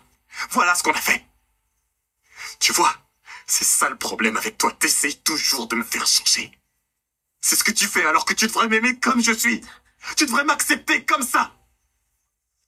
Tu devrais respecter ce que je fais. J'ai jamais essayé de te changer. Alors t'appelles ça comment? Tu veux me sauver? Quoi, t'essayes de m'aider? J'appelle ça de l'amour. Je fais ça parce que je t'aime, Dallas. Non, ne me touche pas, compris? Arrête de conneries, Ava. Tu ne m'aimes pas. D'accord? Si je t'aime. Non, c'est faux. Sinon, tu passerais pas ton temps à me changer en quelqu'un que je suis pas. Sors de la voiture tout de suite. Allez, dégage! On est venus ici ensemble. J'en ai rien à foutre. D'accord? Maintenant, t'as intérêt à foutre. Dallas, s'il te plaît.